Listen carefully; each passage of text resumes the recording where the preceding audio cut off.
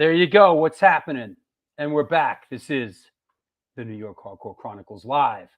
What's going on? Hey, Gary, what do you say? What's up, Paulie Pork Chops? Florida. I just came back from Florida. Joe Frank, Ray Hogan. Good, good. Yeah, Life Agony was great the other night. Robert Hagen, Scotland. How's the weather in Scotland, bro? Let me guess, it's raining. RS, what's up, brah? Here you go. Leeds, UK. I bet the weather's a lot like Scotland right now, right? What's up, John? Hey, Victoria. I hope everybody's doing well. Excited about today's show. Gonna have a couple people marching through the show. Got a great guest. It's been a couple minutes since I seen you guys. So let's get down to brass tacks, as we say. Let me bring on my co-host. Hey, Mike. Happy day to you too, buddy boy. I hope you're well. It's raining and cold in Scotland. I find that hard to believe. And it's pissing down all day in Leeds. I find that hard to believe. Anyway, let me bring on our co-host today. He's been on the show a couple times. Musician and author Joel Ghostin. What's up, bro? Hey, Drew. How are you? I'm good. How's things in New Hampshire? Cold. Very cold. I've got my hot chocolate here, so right. But it's cold, man. Seems to be the popular census. Tim Fubar. Hello, everyone. Greetings from the River Thames, where it's feckin' freezing. You know. Oh, got a shout out. Yay. Hey, John. Hoping for a deep dive on 45 Grave. Listen, man. I gotta say, I did my homework. I listened to that first 45 Grave album this morning, Soup to Nuts. It's been a minute. Yeah, we're gonna do some 45 Grave today, buddy, for sure. Yep, Voice of Doom. What's happening, John? Larry Kelly. Larry. Gonna be driving and listening. Listen, be careful. You know. We need you around, Larry. Yeah, we need you around. Oh, he's driving up to New Hampshire right now. Oh, wow. You know?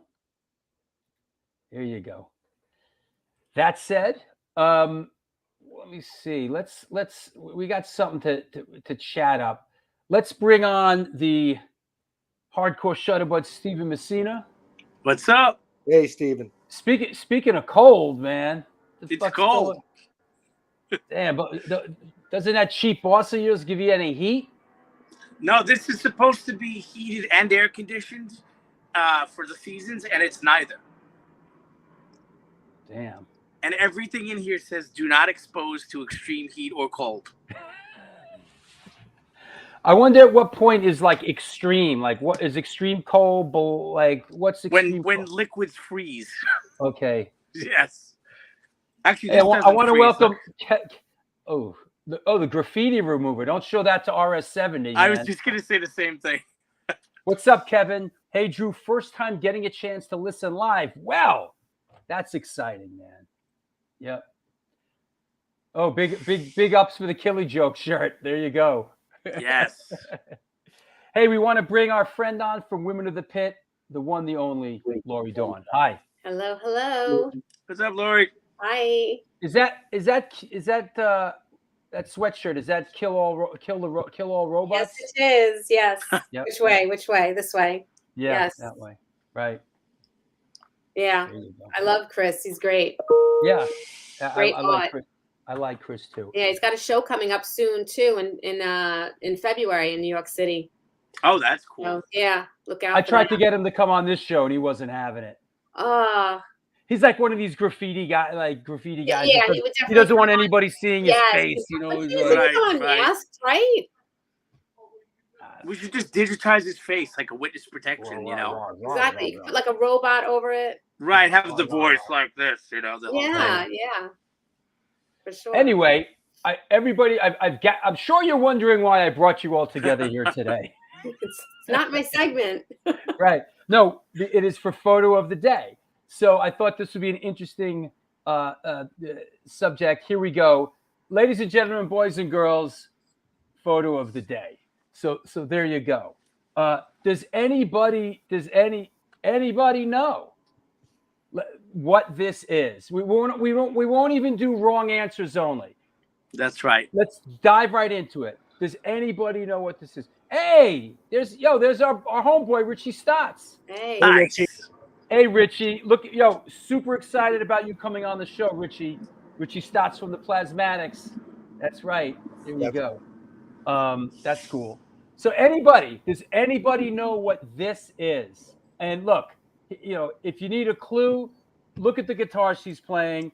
Look at the what's it proper to say, Lori? The slacks she's wearing? No, she got the jumpsuit. Oh, the whole jumpsuit. jumpsuit. Yeah. My girlfriend ranks on me because I still use the word slacks. Who uses that word slacks? Like, what are you, 80 years old? All right. Is it Led Zeppelin? No, it's not Led Zeppelin. You're close. Is it Very close. Is it Les Zeppelin? Is it Les Zeppelin? Steven? It is Led Zeppelin, as a matter of fact, Ray Hogan Les and Zeppelin. Billy Pork Chops. Yes, Yep. it is. And this is Led Zeppelin just last week at Sony Hall in New York City. And it was very cool. Not only, as you know, they are an all-female Led Zeppelin band, but they played a very specific show. They played they reenacted Led Zeppelin's Earl's Court 1975 show, which is by many considered the greatest Led Zeppelin concert ever. And which is a 20-song set. And as you know, Zeppelin songs are not short by any means. So this was like an epic show, complete with all the trimmings, the double neck, the bow. I mean, they're really just they put on a great show. And, this was very cool. In fact, I had just seen them before Christmas do Physical Graffiti in its entirety. And that's when I reached out about coming to this show. They're really, really, they've been around a long time too. And just a great band. I have a clip. Oh, Awesome.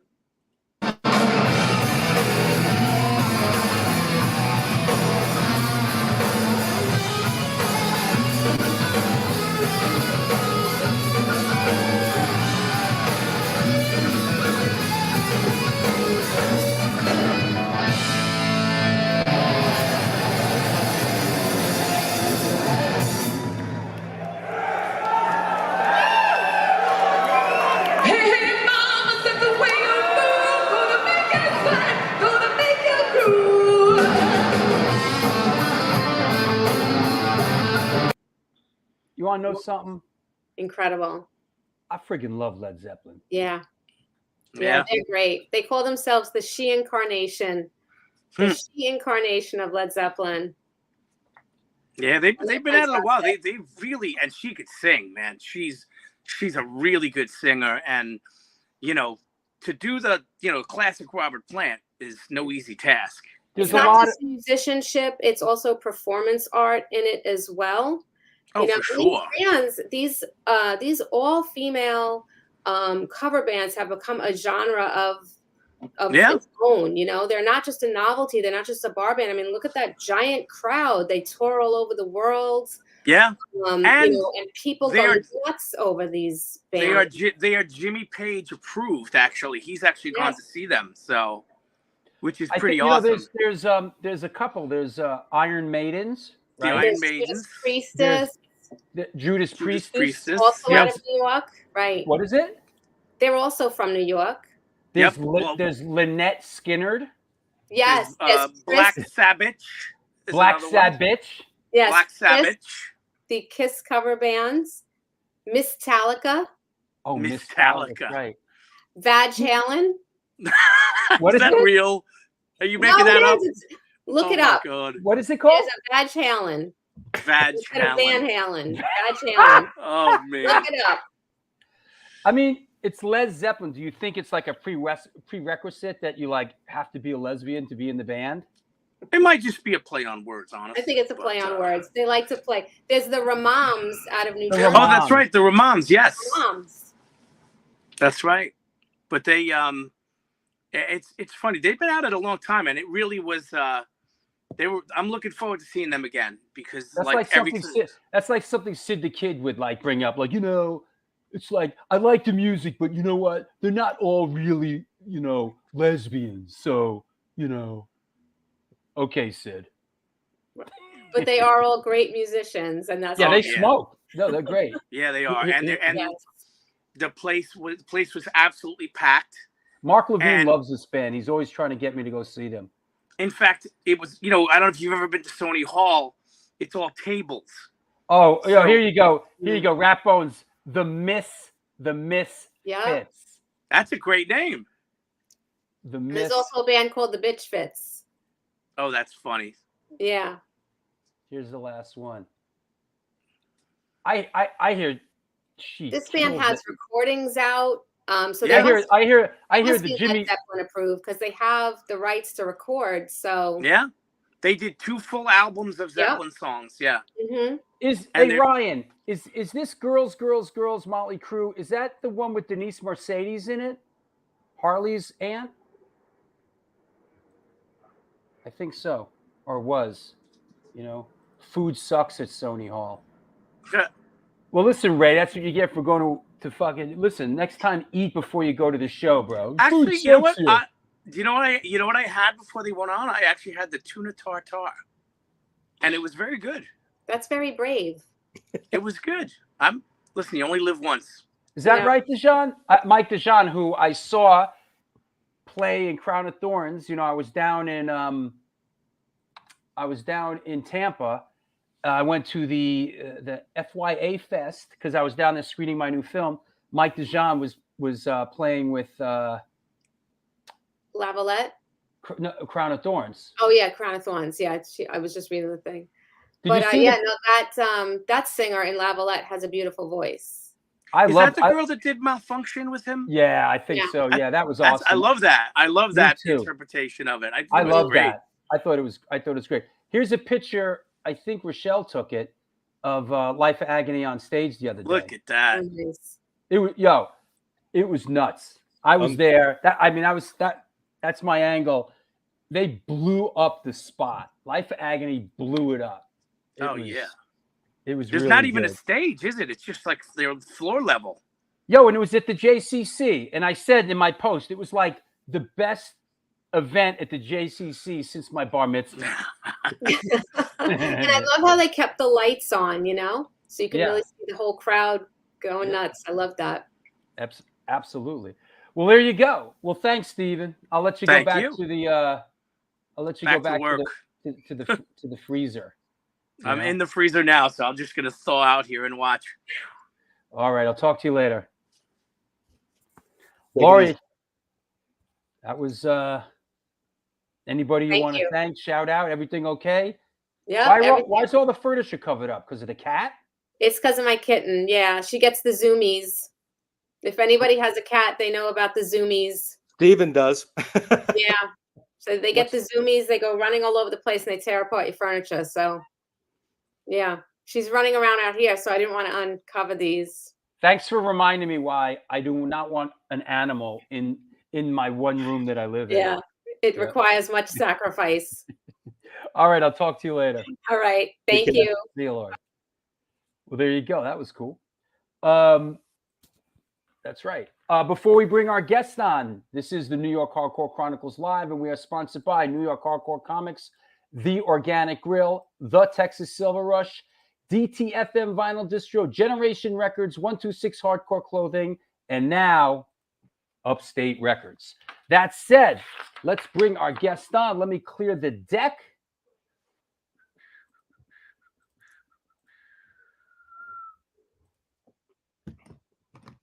You figure by now I'd be able to do it quicker. That said, here we go. Today's guest is an American musician and record producer hailing from New Haven, Connecticut. As a musician, he is known for his work with the bands The Screamers, Twisted Roots, 45 Grave, Nervous Gender, Mike Watt and the Second Men, Nina Hagen, and many others. As a producer, he's the proprietor of Kitten Robot Studios, where he's worked with the likes of TSOL, Rick Agnew, Jatan Damon Quartet, and many others. Please welcome, coming at us from Los Angeles, California, Mr. Paul Roessler. Hey, man. Hey, thanks for that introduction. How are you? Good. Interesting talk about the girl cover bands. That band, Led Zeppelin, they look good. They're apparently real. They draw huge crowds too. Well, I liked what he said about they're exactly duplicating one specific show. Yeah. I mean, that's hardcore. Yeah, it is. You know? Yeah, absolutely. It reminds me of sort of there's this Dark Star Orchestra that does the Grateful Dead thing, and like I see ads once in a while that like we're doing like Englishtown 6/23 1977 in its entirety, and it's like, damn, all right, go to it, you know. Wow, I mean, I play live. That's a lot of work. Yeah, that's a lot of work. Yeah. Have you coming out of this pandemic? Have you been back to playing live again? Have I? I mean, not a lot. I'm like been trying to back out of being in live bands completely because I'm kind of a studio creature, you know. Mm-hmm. But I've got a couple shows this month with Josie Cotton. You know, she's my partner in the studio, and I produce her records. And I've been trying to find her a keyboard player to take over, but you know, so I finally just caved in, and I'm having so much fun actually. So I don't know what my problem was. Yeah. I guess I just, you know, there's times when I'm working 60 or 70 hours a week in the studio for years on end. Yeah. And there was just a point where I was like, I can't do this. But in December, I kind of toned it down a little bit, gave myself a little bit of a break. And I was like, I can, you know, I need to get out of here and get in front of people. It's good for me. Yeah. Just as a quick side note, as we march forward, our good friend Larry Kelly says, Paul, my band Kill Slug played with you in 1986, DC3. We had a lot of fun. Hope you're good these days. Unforgettable. Unforgettable. I think we played with them in, well, it was Louisiana, but it wasn't New Orleans. It was like out in the bayou. And I think we did Baton Rouge with them. And yeah, there's some real troublemakers. They were really a problem. Yeah. Yeah, I remember them because I spent some time in Boston in the early 80s, and it was almost like a G.G. Allen thing. You would go to the show just to see chaos, you know. Yeah, it was chaos. Yeah. They were good though. They're kind of like early forerunners to death rock, maybe. That makes sense. Make any, I don't know. Yeah. Do you remember them, Joel? Kill Slug? Oh yeah, definitely. When I first got into the Boston stuff, I went straight to Tang Records. So my introduction was Kill Slug, Gangrene, even the early Lemonhead stuff. You know, huge records for me even now, almost 40 years later. So yeah, great stuff. RS70. The name of Paul's studio is, excuse me, Kitten Robot Studio. Is that right? That's correct. Yes. We came up with that and as a joke, and someone said, you can't call your studio that. And I'm like, nah, we can't. You can do whatever the fuck you want, you know? Kinda, yeah, right. So how did you come up? Did you grow up in a musical household? How did music come into your life? Well, I mean, my parents like had pretensions of being very cultured. We were in New Haven. My dad was a Yaley, so he listened to a lot of classical music. My mom was into a lot of folk music. You know, by like 10 years old, I was listening to a lot of rock and roll. But nobody played. They got us, me and Kara, we did piano lessons for a while. But I had a teacher. We moved to the Caribbean when I was 10. I was in 1969, and I had a teacher that taught me music theory. And man, it's like taking acid. I'll tell you. I just once I understood chords and scales, you know, I was like writing, and it was like an addiction. You know, it's kind of never went away. Did you take you took to piano? You took right to it, huh?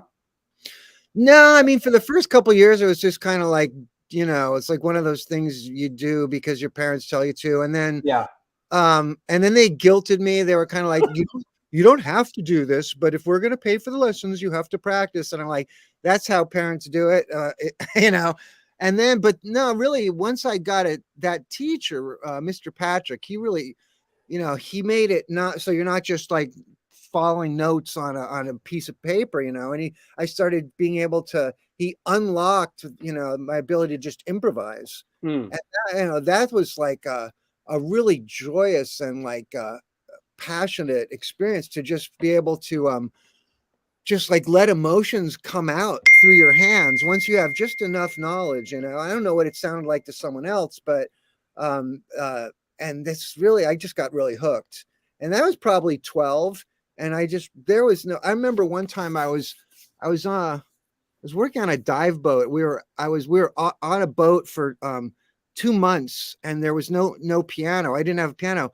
And I literally felt with what I recognize now as withdrawal symptoms.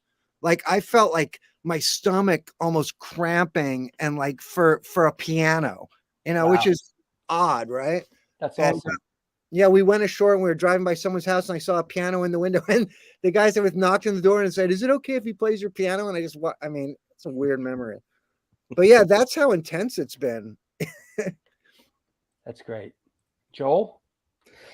Well, to kind of stick with the early years, for the viewers who may not be aware, Paul, other members of your family have accomplished some great things. Your father, Carl, was a renowned photographer, and your sister Kira, of course, was bassist for a number of bands, including Black Flag back in the early '80s. So you definitely had a great musical upbringing there. To kind of fast forward things a little bit, because you were pretty ground floor in LA punk in the '70s. What was your sort of introduction to that scene, and how did that all come about for you? Well, I was really, really good friends with Paul Beam, who later became Darby Crash in high school before the Germs, and Pat. I was pretty good friends with him. Much more later, I was much closer to Darby at the time, and I had a prog band. I was doing a 47-minute prog piece I had written, and Pat and Darby came up to me and said one day, like, "We're starting a band," and I was like, "But you guys don't play instruments." And they go, "It's punk rock." And Darby says, "Pat can play every Yes song." And Pat was a real Yes fanatic. And I don't know if he could play every Yes song, but Darby was into hyperbole. And they played me the Ramones and Blondie. And I didn't get it. I was really studying classical music at that point. I kind of rock and roll just at 1976. It had just gotten, even all the prog bands had gotten kind of bad and bloated, and bands like Led Zeppelin, I mean, Bowie, and there were some bands that were still good, but I was studying classical music, and I didn't get Blondie and the Ramones. It felt like a big throwback to something I wasn't really interested in the first place. But then I went and I saw a Germs show at the Whiskey. This would have been mid 1977, I think the summer of 77 maybe. And they were playing with a band called the Deadbeats, and it was incredible. The Deadbeats were a great LA punk band they were kind of Zappa influenced. A lot of the early punk like Slash Magazine wasn't sure that the Deadbeats were really punk enough, but you listen to them now and they're obviously a punk band, but they were really good musicians. And I said, "Oh, there's a place for me in here. There's no keyboards that I can see, but these are real musicians, and my training doesn't have to be held against me." And then the Germs came on stage, and that was incredible because the Germs, it was what happened in between the songs that was more important than the songs. I mean, sometimes they wouldn't make it through the songs, but the theater and the chaos and the energy and I really just felt like I was in like there had been a changing of the guard in the arts, and the Germs really embodied that, because some of the other punk bands were older, but the Germs were like really kids doing it, and it was like they were born to it. So that show, really just I was just all in after that, and then I got to know all the other LA bands that were happening at the time. you went to high school with Pat and Darby, is that right? Yeah, it was. Yeah, they made a documentary about the germs, and I told them, you could make a documentary about Darby that ended with the forming of the germs, and it would be incredible because he was. We went to a special school, what they called IPS, Innovative Program School, and it was kind of based on Earhart seminar training, and it was based on Taoism and Werner Erhard Est. Yeah, exactly. It was based on a lot of psychology and crazy, so there was a lot of hypnosis, and the kids got to, we sat in beanbag chairs. We called the teachers by their first name. It was very 70s. Yeah, Very, very. I did Est and I did Est back in the day. Yeah. But it's like easy to look down on it as being but if you've had that experience, there's some serious inward looking and exploration happens. Absolutely. And you take a bunch of 16-year-olds and really deep, and we did the other subjects of school too, but it really was dominated by this becoming sort of present and aware and open-minded and focus, which is really good training for teenagers, I think. Yeah, I would agree with you. And that was called University High School, is that right? University High School was the high school, which was like a big inner city high school. IPS was like only 300 students. It was what they called a school within a school, and they thought we were all the weirdos and we were. I mean, it attracted people that were. It attracted either people that were really into innovation and exploration, but it also just attracted fuck ups as well. So, the regular school kids were kind of scared of us. And, Darby, he was kind of at war with that school. It was really interesting. And he was so brilliant. He was able to sort of go toe to toe with these very Svengali type teachers that were running it. And he didn't like the brainwashing and programming that was going on, so he would kind of brainwash and program the kids back. And it was amazing to watch because he was so intelligent at 16 that while these teachers were very brilliant, he could kind of intellectually like stand up to him. So I was kind of just witnessing all this stuff. He would use LSD to help deprogram the kids from IPS. Finally, the teacher said, after a year of it, it was summer school, and they said, look, we'll give you to Darby. They said, we'll give you all your credits. We'll give you straight A's. Just please leave and don't talk to any of our students anymore. Right. And then, it was almost like some like merry prankster shit. It's like we have to deprogram society. Yeah. And I was trying to, he was one of my best friends. I used to hang out with him like every single day. And finally they said, you have to choose between our school and him. And that's when I left the school, I thought that was the line they finally crossed. Plus they had introduced Scientology training into it, which was also, there's stuff in Scientology when you're first getting into it, like how to study and stuff like that, which is, it seems quite Dianetics. It's probably kind of legit. It's probably useful, but where it leads to is really scary. So I wasn't into it anymore. We went to the Scientology Center with Darby, me, Darby, and Pat, and some other people, and we all filled out the personality tests. I filled out the personality test, and they go, well, you're strong in this area, but we can really help you a lot in this area. Would you like to sign up for some classes? And I was like, no. But Darby scored perfect on all the way across, and they asked him to come teach there. And Pat scored totally evil all the way across. And they told him, like, you're a suppressive person and you're a danger to society. And I always thought, it took me probably 20 years to realize, oh, they did that on purpose. They knew how to answer the questions. At first, I just thought that was real, But, that shows you how brilliant Darby and Pat were. They could go in, take a personality test, and either pass with flying colors or flunk out completely by not being honest. And go figure, one of the guys is like played in two of the biggest bands on the planet Earth. Yeah. And that is no accident, because I did his first solo album, and of course he was in Twisted Roots, and Pat is amazing amazing musician to play with. And you see him in those big bands and it doesn't seem like he's doing much. Right.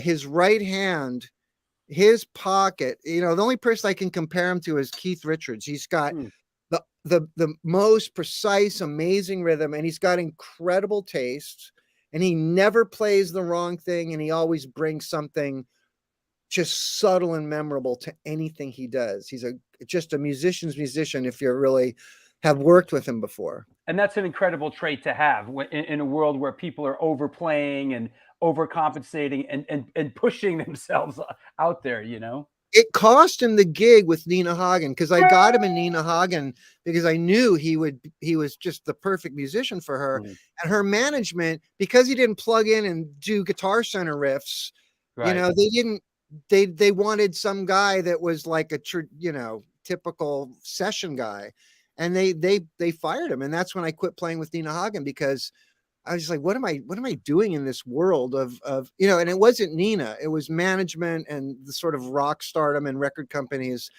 that I just never could feel comfortable with. And Pat, certainly, we all got the last laugh when Pat joined Nirvana and the Foo Fighters. Yeah, right. So let's steer it back to the Screamers. How did the Screamers come about? How did you end up in the band?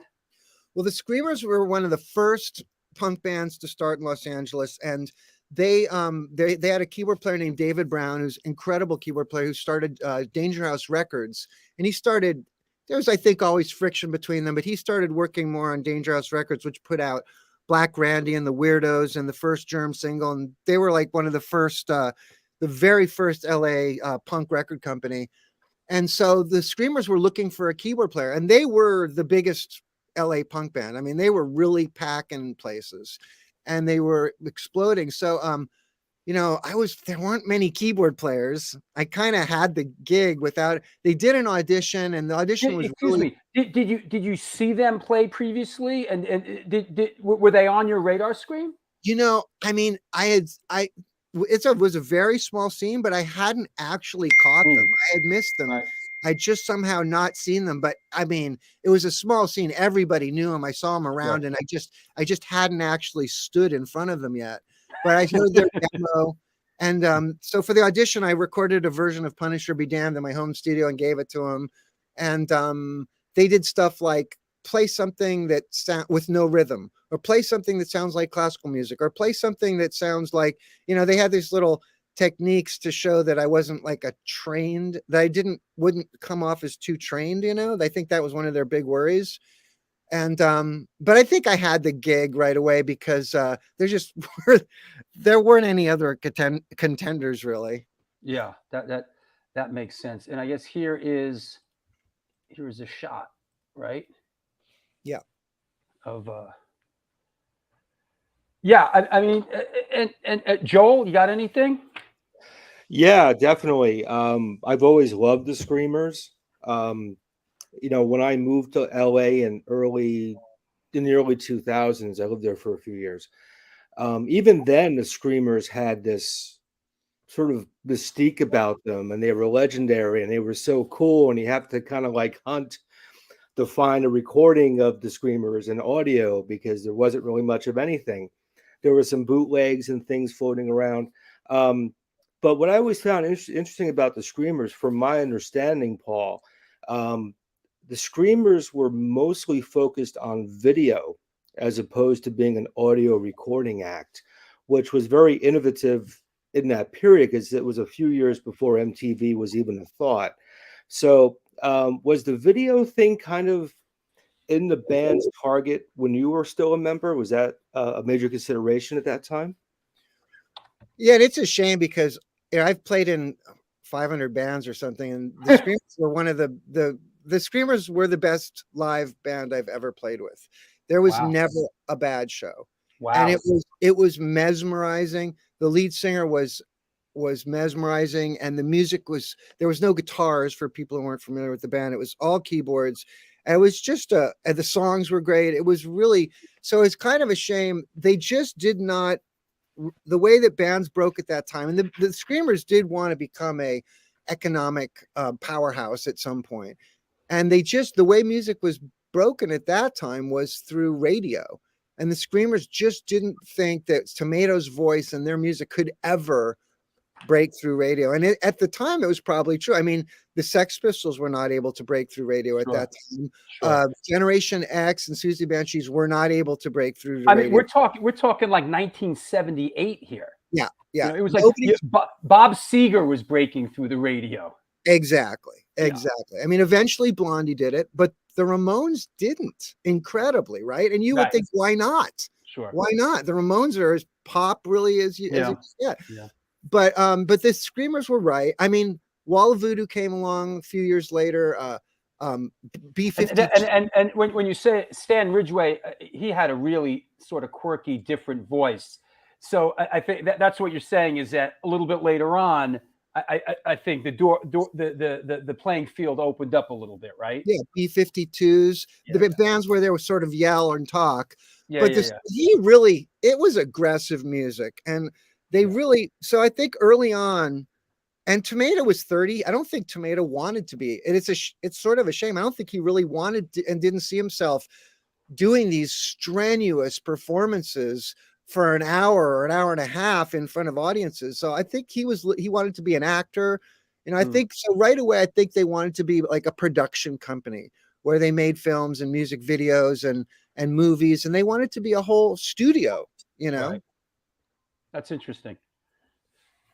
Well, what's interesting about the Screamers too, Paul, is I think every band at this point has reformed in some way since the original era. But the Screamers, to the very best of my knowledge, when the Screamers ended, that was it. There was no second time around. Is there any particular reason that you can point to as to why that might have been the case? Well, Tomato got sick and passed away. But there was I admire this about them. They did, and it's kind of a shame. I mean, they didn't have reverence for their own band. It was like, this is something we did for a couple years, and they all moved on. I mean, KK went on to be just a top production designer in movies. The drummer, he worked with Sophia Copeland, the Coen Brothers, all kinds of big and really cool artistic stuff. And Tommy went on to Tommy Gear went on to a lot of whole other careers. So these guys, they just moved on. I mean, there might have been bad blood between them, but bands get over that stuff, if for the money or whatever. So I admire they didn't do that. I think mainly though, and I don't think they would have done it anyway, but Tomato being sick and dying was, they would never have done it without him. Interesting, in December, KK had a birthday party, his 70th birthday party. And at his parties, he always puts together a band. And and he asked me to play in it. And we did a version of Punisher Be Damned. And I was trying to teach it to the guitar players. And they were like, we're not going to do it. It's just going to be you and KK and a singer. And we're going to all go. It was just a party, it wasn't a show or anything. But when we at rehearsal started playing Punisher Be Damned, the same thing happened that used to happen always. And it's so easy. I've been in so many bands where you want to make magic happen. You start playing the music and is the audience like in thrall? Sometimes they are, sometimes they aren't. All I have to do is hit the distorted Rhodes sound and start playing a Screamer song. And KK starts playing the drum beat, and the musicians and the audience instantly are in the Screamers thrall. It's really, that's awesome. It's something I haven't experienced at any other time, and it still happens. I have a question for you. What's going on here? Oh yeah, that was we played Harrah's, and that was 1978.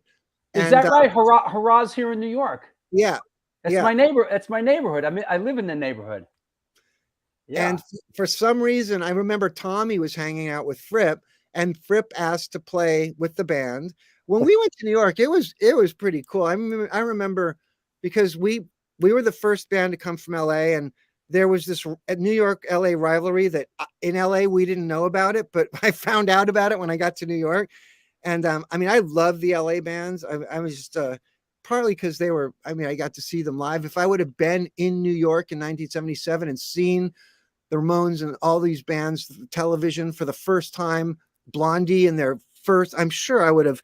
but receiving them through the media long distance, I never connected really to those bands. And I was connected to the Weirdos and Screamers and the Germs and the Dickies and Black Randy and, some of those, so we get to New York and we did good. A lot of people turned out, I remember they said we played a loft party. And we decided we were going to play the loft party at noon. And that night, 1,000 people showed up. So New York liked us. It was awesome. Yeah. And I loved it there. I met Lydia and hung out with some of the no wave people. It was really cool. And so Fripp wanted to play with us at Harrah's. And, the irony, of course, was we were anti-guitar, and he just sat next to me and watched my left hand. He followed the chords that way. And one thing I'll say about Robert Fripp is when Robert Fripp plays guitar, he sounds exactly like Robert Fripp.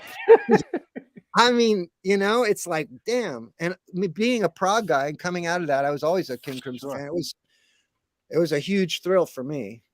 Harrah's was a big, I went for a short spell. I went to high school literally like down the block from Harrah's. So as an underage high school kid, it was the place that, we would constantly be sneaking into and going. I saw Suicide play Harrah's in 1978. And, and only looking back at that bill that do I see that actually the Misfits opened up for Suicide on that bill. But I vividly, and I've mentioned this on the show before, I vividly, remember seeing Suicide at like 15, 16 years old, and it just being flummoxed by it, just not even having, the cerebral reference to like, what is this? It was just so, it was so, I never saw anything like that, I mean, Suicide's got to be the closest parallel to the New York version of the Screamers, I would think. But did they have a real drummer, or were they doing it all from the machines? It was just the two of them. The Screamers were very powerful because we had those instruments, Yeah. but conceptually, I always thought there was a relationship there. Yeah. So the Screamers thing sort of winds down. I just want to, doing my homework. Jello Biafra cites the Screamers as a key influence on their group and as one of the great unrecorded groups in rock history. Jello we used to play Mabue Gardens in San Francisco. We used to go there almost every month. And those were crazy shows. That place was just an armpit. It was just full of weirdos and freaks, and it was beautiful. And I remember seeing Jello in the front a lot. And I think I sometimes see Jello doing tomato moves on stage. I just want to say there's a couple people out there, Cliff Monk, a couple people asking questions. The format, we're gonna go on for a while. The last part of the show, we're gonna take questions. So if you have questions, hold on to them and repost them. We're gonna take everybody's questions towards the end, the last 20 minutes of the show. But Cliff Monk does say Paul played on the first Dead Kennedys LP and some live shows. He also played live with Black Flag. Is that right? I never played. I jammed with Black Flag in their rehearsal place. I never played live with them. But I did used to jump up with the Dead Kennedys, and there's actually a recording that came out of me playing with the Dead Kennedys live, which I remember I jumped up once. They came to LA. I didn't know any of the songs. I basically just made noise over all their songs. but the recording that came out, I guess it was when I was recording Fresh Fruit, and I had been practicing with them. So I'm actually playing along. I was really relieved that I'm actually know the songs. So yeah, I used to jump up with the Dead Kennedys. That's cool. And Blood Hut says, "Love this." Hi, Paul. Hey.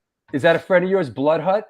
Oh, I recorded his band in here. Okay. I mean, it's amazing working in here. Guys like him come in, and I have no idea what to expect. And with him, he had done a lot of the recording at home, so we kind of just were mixing and putting it all together. And check it out, people. I mean, I'm just constantly amazed by the people that just walk in here. I have no idea who they are, and they blow my mind. And he was one of them.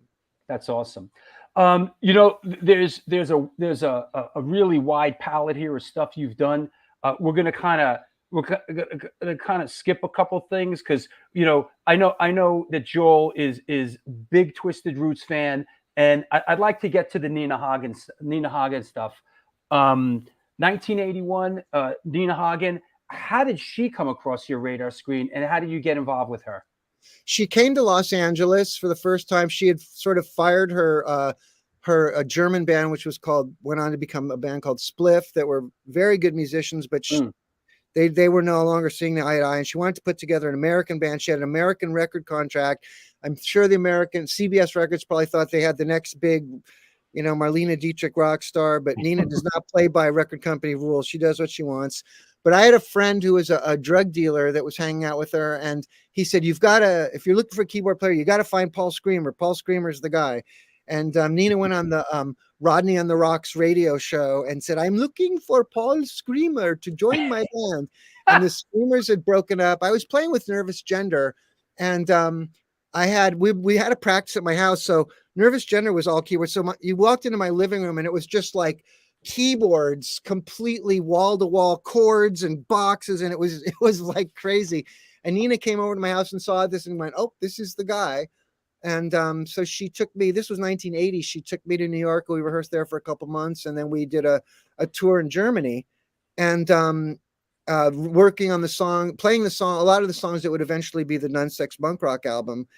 And it was a big switch for me, because while the Screamers were pretty big, we were selling out, 1,200, 1,500 seat places. Nina was like 5,000 seat places in every city, touring with the light, touring with the sound, touring with bodyguards and a crew, and it really touring with tour buses. It really felt like this taste of rock stardom, and it was interesting, very uncomfortable for me. Uncomfortable. I felt like there was so much stuff that we had embraced, that I had embraced before that, as far as DIY and not putting up with conspicuous consumption and sort of rock star behaviors. That's kind of what we were rebelling against, and it felt uncomfortable. But I don't want to totally disparage that stuff, because some of that stuff happens organically. You get popular, more and more people want to see you, and you play larger places, and it's something that just happens. But at that time, I was 21, I guess. It just was a sort of mind-boggling a little for me. Yeah, that makes sense. Joel, is it Twisted Roots time? What? Hold on. But before it's Twisted Roots time, did you play American U.S. shows with yeah, we actually played the Mud Club, which was wild. Mud Club was crazy, but yeah, I can't remember. We might have played. No, it was what was that place called? It was the Ritz, Peppermint Lounge. Oh yeah, there was the Peppermint Lounge. Absolutely. I think we did play the Ritz and the Peppermint Lounge, and we did. We were kind of doing warm-up shows to prepare for a big tour. So we did Philadelphia, and we did some smaller shows, and we did some in LA and San Diego shows. I played with her later. We sort of I quit her band when they fired Pat in '83. Right. And she kind of found me again in '98, and I played with her from '98 till 2010. And I want to get to that, because I listened to Personal Jesus, really did a deep dive on it. But before we go there, I just pulled this out of the archive. Here's the old Mud Club. Hold on, I have this in the old Mud Club on White Street. There it is. Like, just talk about just. The guy in the front's like, go away. That's and interestingly enough, I took this picture when I was down there probably a couple years ago, and now it's a business or someone lives there, and there's this plaque that is outside, and gallery of Lou Reed, Andy Warhol. Became regulars, while musicians including the Ramones, Frank Zappa, and the Talking Heads memorialized the club and the song. So yeah, I think Nico was there. But I mean, did they even have bands there? I saw Black Flag there. Yeah, and, so bands. Because I remember it was really a hangout place. But yeah, for sure. But while we're on the Nina Hagen tip, I saw you produced. Is it safe to call this a gospel album? It's fully a gospel album. She had her she was born again and she wanted to do all gospel music, and she came to me to produce it, which was, I was honored, and I had to like learn what gospel music was. And what I found out is gospel music is rock and roll without electric guitars, and where the subject matter is Jesus. And the common thread. I wanted to do it kind of Tom Waits meets Nine Inch Nails, gospel record, because I'm not born again. And so that was my thing. And I had a lot of fun working on that. It was intense. They almost fired me right in the middle of it, and somehow I got through. And then it was remixed by some German people where they sanitized it a bit. What you hear is kind of the cleaned up version for German tastes, but the record was pretty successful. My mixes are pretty noisy. I mean, I listened to it. I have a film out now, a new film that's doing the festival circuit called The Jews and the Blues. So I'm sort of right. I just spent a couple years deep in the blues and deep in research and all that. So this really spoke to me, and I gravitated to it and really loved some of it. I love the Woody Guthrie song on it. It's really exceptional, and your keyboard work is really fantastic. I must commend you. I really enjoyed it. A lot of people would think, I don't want to listen to a gospel record with Nina Hagen, but it kind of transcends, right? It's fucking great. I'm telling you, anybody out there that wants to, revisit a little Nina Hagen in a sideways direction, check out the record's called Personal Jesus. It's a gospel record. And who is Marcus Watkins? Oh, Marcus is a guitar player that I first met playing with Nina Hagen, who is in Josie. I'm in a band with him now with Josie, and he's just a fucking great musician. The guy plays guitar, banjo, dobro, mandolin, pedal steel. I mean, sounds like the kind of guy you want in the studio on a project like this. He's one of my go-to guys when I need like that kind of stuff. I just call him up and not hack, man. If he takes a solo, that you want to listen to, and that's a rare fucking thing. Makes sense. Unless you're Eric. So you go around the merry-go-round with Nina Hagen a bit, and pardon me, it seems to me that Twisted Roots was sort of happening simultaneously. It was in '81. Nina got pregnant. Well, actually, Nina was pregnant for that whole tour that we did. She was singing, 6 months pregnant with a strap-on dildo, worn backwards. That was her stage gear, and so she took some time off to have her baby, Cosma Shiva, and I've been playing with all these bands. I was playing with the Deadbeat spinoff, which was called Bent, and Nervous Gender, and Gaza X. I was doing all this stuff. My ex-wife Helen said, why don't you start your own band? And I was like, none of the people that I would want would do it. And she said, well, ask him. So I asked Pat, and he said yes. And it was weird because Pat was, we just lost Darby, and we were like shell shocked. I mean, we were 21-year-old kids that had lost kind of our guru in a way. I mean, I remember thinking when wherever he was the cool place to be. And it was kind of like when he was gone, it was like so obviously never going to be the same again. And trying to muddle through how you survive something like that. And I asked Pat, and he said yes, which shocked me. And I asked Kira, and Kira had a friend named Maggie who they were going to high school together. And I thought, this girl, she's 18. She had so much personality. I didn't know if she could sing, but I knew she could be a front person. I was really, one of my big influences at that time was Public Image. The show is called Hardcore, and the hardcore was sort of starting to develop, but I think we saw the direction that Public Image was pointing towards as the direction that punk could evolve into. Sure.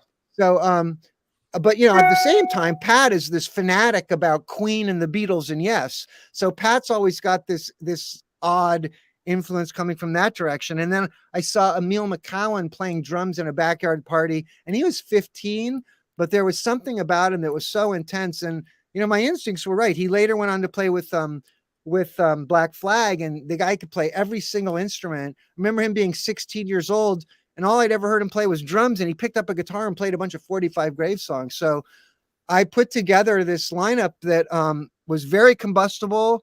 And I think that's an art form. When you put the 4 people or the 5 people together and call it a name and then see what happens, right? That's half the story. After that, maybe you write some songs and learn to play your instruments, and that's sort of all secondary. Joel, you have the stage. Right. Well, for the record, Paul knows this already because he's been hearing it from me for at least 10 years. Twisted Roots is actually one of my all-time favorite bands. I'm crazy about Twisted Roots. So, as Paul, you just described the initial lineup of the band. The band carried on a few years after that initial lineup. You had Des Cadena in the band for a while, Del Hopkins, Dix from the Weirdos, different incarnations. There were, not counting the 2004 compilation that came out on Dionysus, there were 2 Twisted Roots albums in the 80s, right? The CD Presents one and the Pandemonium album. Yes. Okay. Yeah, the band, that initial band blew up very quickly. Fortunately, we have a few recordings, and I wish it was in 1983. I was in New York with Nina, and my friend Rick Van Santen, who was that's a long story. He's formed Golden Voice, was a booking agent. He was managing us. He says, "Come back." I was telling him, "This is not working out with Nina. They fired Pat, and I just can't deal with this." He said, "Come back and we'll put together another band. What do you think about having Dix in the band and Michelle Bell, who is one of my dearest friends I actually knew her from junior high. She was one of Kira's best friends.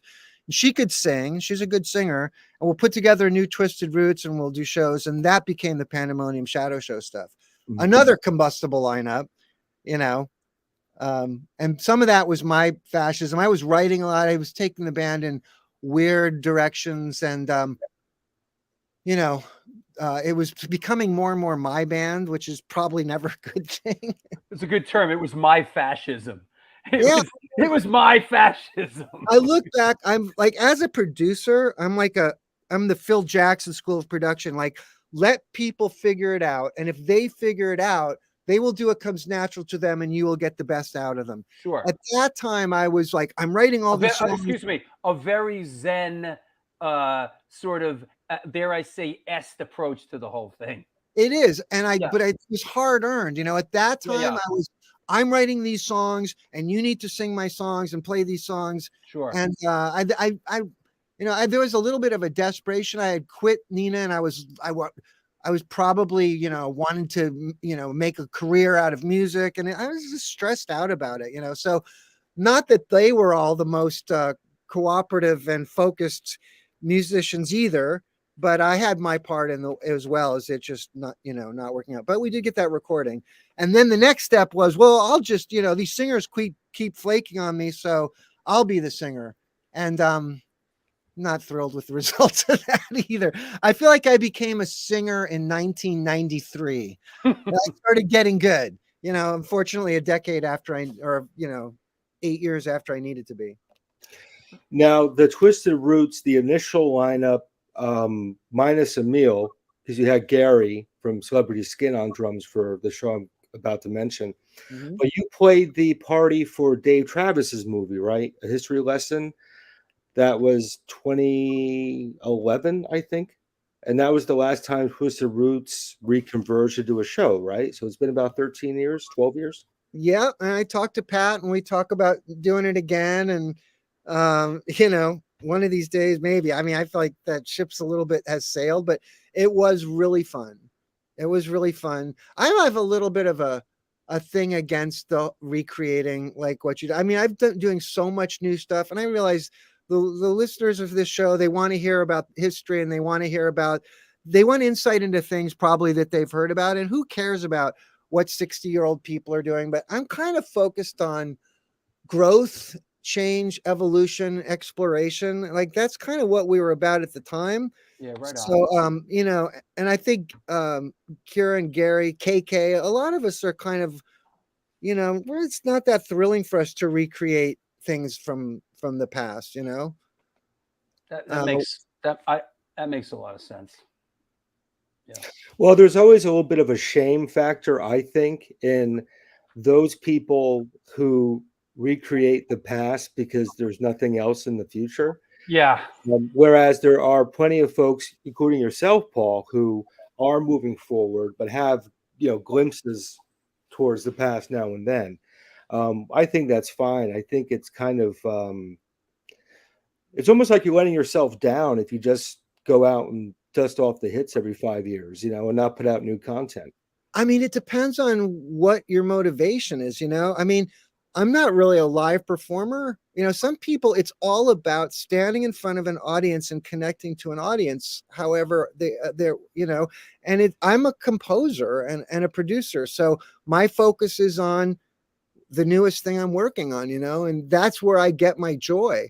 But I don't want to put down people who, I feel like it's completely different art forms. Complete live performance is it's community. It's great, you know. But and the truth is, if you are a live performer and you're committed to live performance, your old fans are going to try to hold you back and keep you in your, you know, playing the old stuff. And you maybe get to throw in a couple of the new things. You know, it's nothing to be bitter about. It's just the way, it's human nature, you know. Was that the only time that you actually played with your sister, you know, in a band or for an extended period of time, other than like a studio situation? Well, I played with my sister in December at the Sardine in San Pedro because we just did a solo record for her on Kitten Robot Records of stuff we've been working on, and we've been doing a few shows. It's a piano trio, piano, bass, and drums. And I believe she's releasing a video of that show like today or tomorrow. So let's see. What other times have I played with her? I guess it's Twisted Roots and then her stuff now. I'm kind of paying back. It's like she kind of, you know, and I gotta say, the early Twisted Roots stuff, she's lead bass, man. Her bass parts are so off the charts and incredible. Her contributions, she's such an amazing musician. But it feels like I've played with Kara a lot because we've done so much recording together. You know, we had a project throughout the aughts called SAUPG where we were recording stuff constantly. So yeah, but as far as live performance, not that much, but we're doing it again now. Right on. You know, you mentioned, just real quick, you know, I remember when I saw Black Flag with Emil playing drums, and we were like, where did this kid come from? Oh, he Twisted Roots. So you sort of you go back and, you know. Yeah, they stole my drummer and bass player. Yeah. You know, my favorite story about Emil is the reason he quit Black Flag because it was cutting into his surfing time. I love that, man. Yeah. I love people that walk away from the ego. I love these actors. You're like, whatever happened to them? These red carpet actors. And they're like, I had kids. I don't need to work. I don't need that. You know, hats off to you, you know? Yeah. The reason I haven't walked away from this stuff is because I'm passionate about creating music. I'm very passionate about it, you know? Absolutely. Joe, you got anything else on Twisted Roots before we take a sponsor break?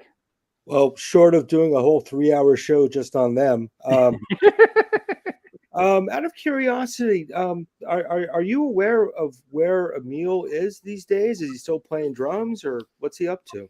You know, I only hear little snippets every once in a while. I think he moved to maybe to Arizona, which is really odd. Him and Maggie had a baby. I think he had some other kids. I know he does his own music. He got really into reggae music and Caribbean music. So I know he does that. I think he's more of a guitar player. I think he sings, but I'm not really that up on it. I mean, I know we got to go to a break, and I think Twisted Roots people are probably dying to get to the 45 Grave stuff, which was happening at the same time. But I will say, like, what I'm most proud of with Twisted Roots was the conception of how we had gone through tragedy, and we had sort of realized that the dark side of punk rock would kill us and would kill other people, and that we searched for an alternative to the super cool self-destructive side of things, because we saw by the time we were 21 that super cool and self-destructive means dead. And in literature, that movement didn't really start till the 90s with David Foster Wallace and the seeing that cynicism and irony and some of that stuff, like we worshiped John Lydon, but irony is lost. People take you literally, and it's too confusing for people. And I feel like the band actually stood for something. Whether that makes it good music or not is debatable, but I feel like we were onto something that was really different in the conception, out of necessity, because we didn't want to die, and was like, well, what else then, And another thing is, I thought maybe this was a hardcore show because of the name of a lot of the old Hollywood punks rejected us. We started doing good down at the Cuckoo's Nest. We were pulling out these hardcore kids. It was odd.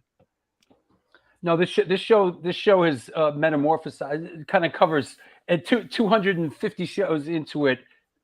We cast a wide net. Interestingly enough, Gary Olford says Black Flag are playing in Belfast next week. I don't know what to expect, but I'm going anyway. Well, my friend, don't expect much. But it is what it is. Greg Ginn is a really, really interesting character. There's a guy that does what he wants to do. Yeah. I mean, Black Flag never stayed in one place. So, I don't know if I stood before it. If I stood in front of Black Flag today, would I go, oh, I get what he's doing? Or would I be, this is just hack trite, he's just milking it for the payday, right? I don't know. I haven't seen it.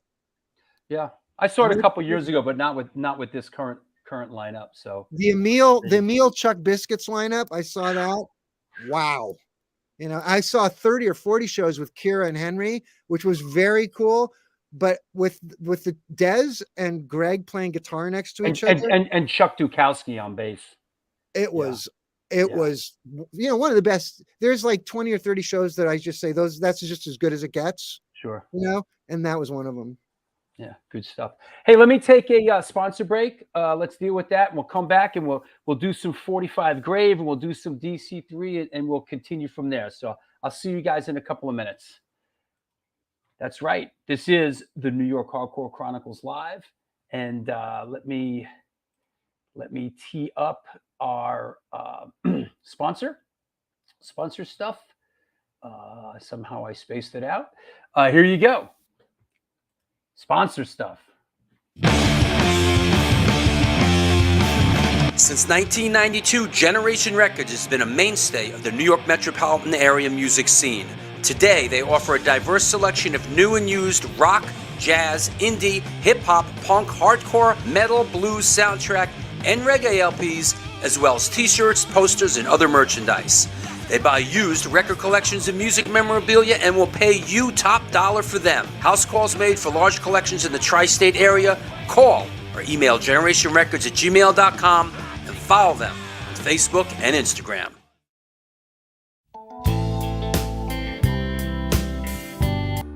Hey guys, Vlad from Agony Grill. As you can see, we're in new location on West 3rd Street, right by Blue Note and Comedy Central. The place is bigger, kitchen is bigger, we have more varieties, more food. We are looking forward to treat you guys with great dishes. All Hardcore Chronicles, welcome to Agony Grill. We are going to serve all the events as we usually do, and we are happy to see you guys.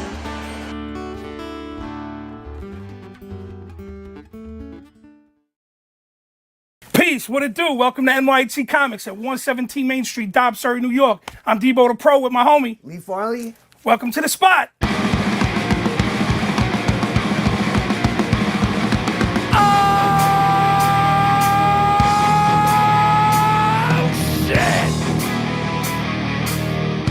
Specializing in yesterday's and today's comic books, rare CGCs, toys, collectibles. Got skateboards, old school tapes, Magic the Gathering, Warhammer. Video games, original art pieces by your favorite New York City and worldwide artists. Let's go. Skate decks all day, baby. We also have the young reader section here for like 10 and under. Pops. People love the pops. Star Wars! We are New York hardcore. We always rep the scene. Let's get it on.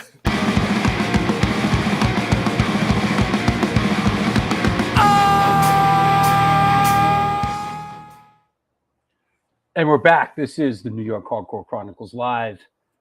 I want to mention a couple of upcoming shows this Sunday, coming up this Sunday. And by the way, people have asked, on this Sunday will be the big 250th show reveal. That'll be happening on this Sunday show with John LaFada. That's coming up this Sunday. A week from then, Brian Harris from Death Before Dishonor. Come on now, Richie Stotts. We're excited about that from the Plasmatics, and King Flux will be coming on. Phil Demmel from Violence and Machine Head on February 5th. The Hot Tuna Retrospective. It's a side trip. You asked for it, you got it. I'm excited about this one. Let's mix it up a little bit. Don't be scared. Take my hand. Vinny Vitale from Marauder, Sunday, February 19th. I want to mention two shows. One of them was just recently on social media, and one of them hasn't. This one actually has. Dave Dichter from MDC will be on the show Sunday, February 26th, and Skeeter from Scream coming up on Wednesday, March 1st.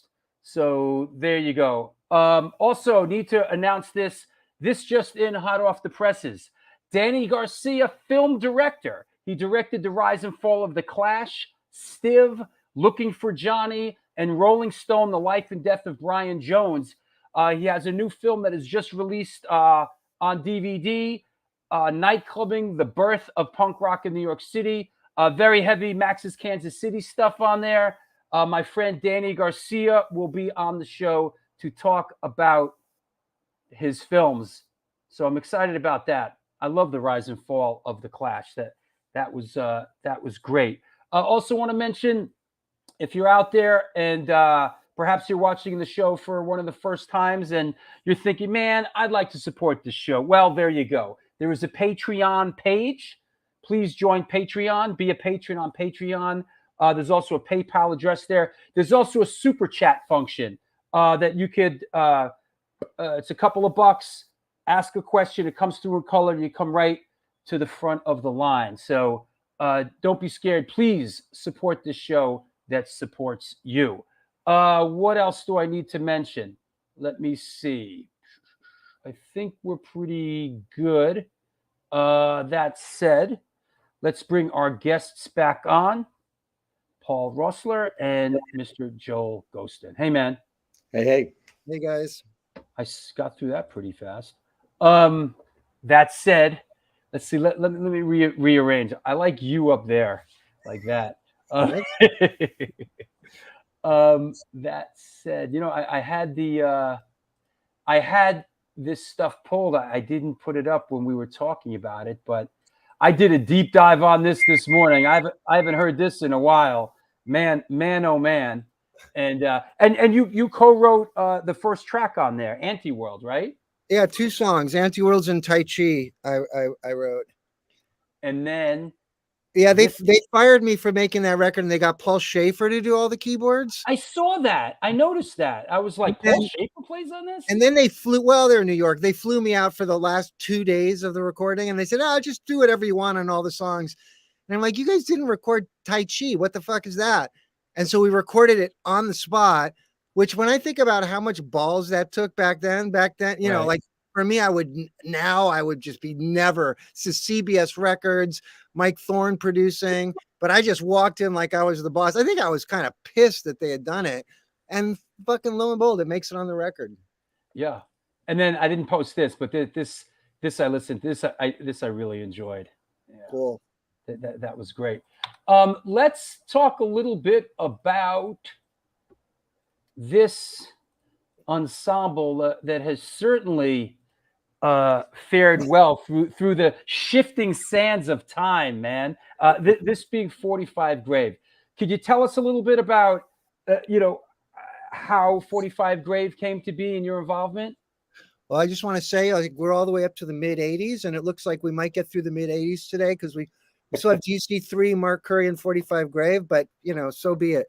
But 45 Grave, I mentioned Rick Van Santen earlier, who was managing Twisted Roots, and he started managing them as well. And they were doing more keyboards. I mean, that band did not need keyboards. That band, if you listen to some of their other stuff, there's no keyboard player on it, and they're this incredible, ferocious. I mean, they're kind of came out as a hardcore band, really. I mean, so fast and tight, amazing musicianship. Don Bolles on drums, Paul Cutler, just an incredible guitarist. Sometimes you could get overlooked with the makeup and the, but and some of their funnier songs like Riboflavin and Evil, but man, they're also, their first 45 that came out, with Wax and Black Cross. I mean, you listen to Black Cross to this day, the stops and the starts and the speed ups. It's like, it was to hear that music when it first came out was like, wow, this is something brand new. So they wanted to get more into keyboards. So they asked me to join in, and it just happened that when they got me in the band, that's when we went in and recorded the Sleep and Safety record. So there winds up being a fair amount of keyboards on it. I know they do shows now and there's no keyboards. So at a certain point, I honestly felt I was taking away, I was trying to play along with keyboards to these things, and it didn't feel like I was making it better, honestly, There's always these big keyboard introductions, these big church organ. Oh, going to the fast thing, and I'd be like, it sounds better without me. But do you feel that this record has now you weren't involved with the production of this record, correct? I was not the producer, and Paul Cutler, who's the guitarist, is also a producer, but they had a producer named Craig Leon who had done a lot of stuff. That record was recorded in the Capitol Records building, the round building in Hollywood, in the studio there, which had recorded a lot of stuff. For some reason, when they went in, they were all about, we're going to get this 60s sound. I would hear people talking about that, and I'd be like, where does that even come from? It's going to be this authentic, recorded in the same place that, I don't know, the Animals record or whatever. I was like, what is that even about?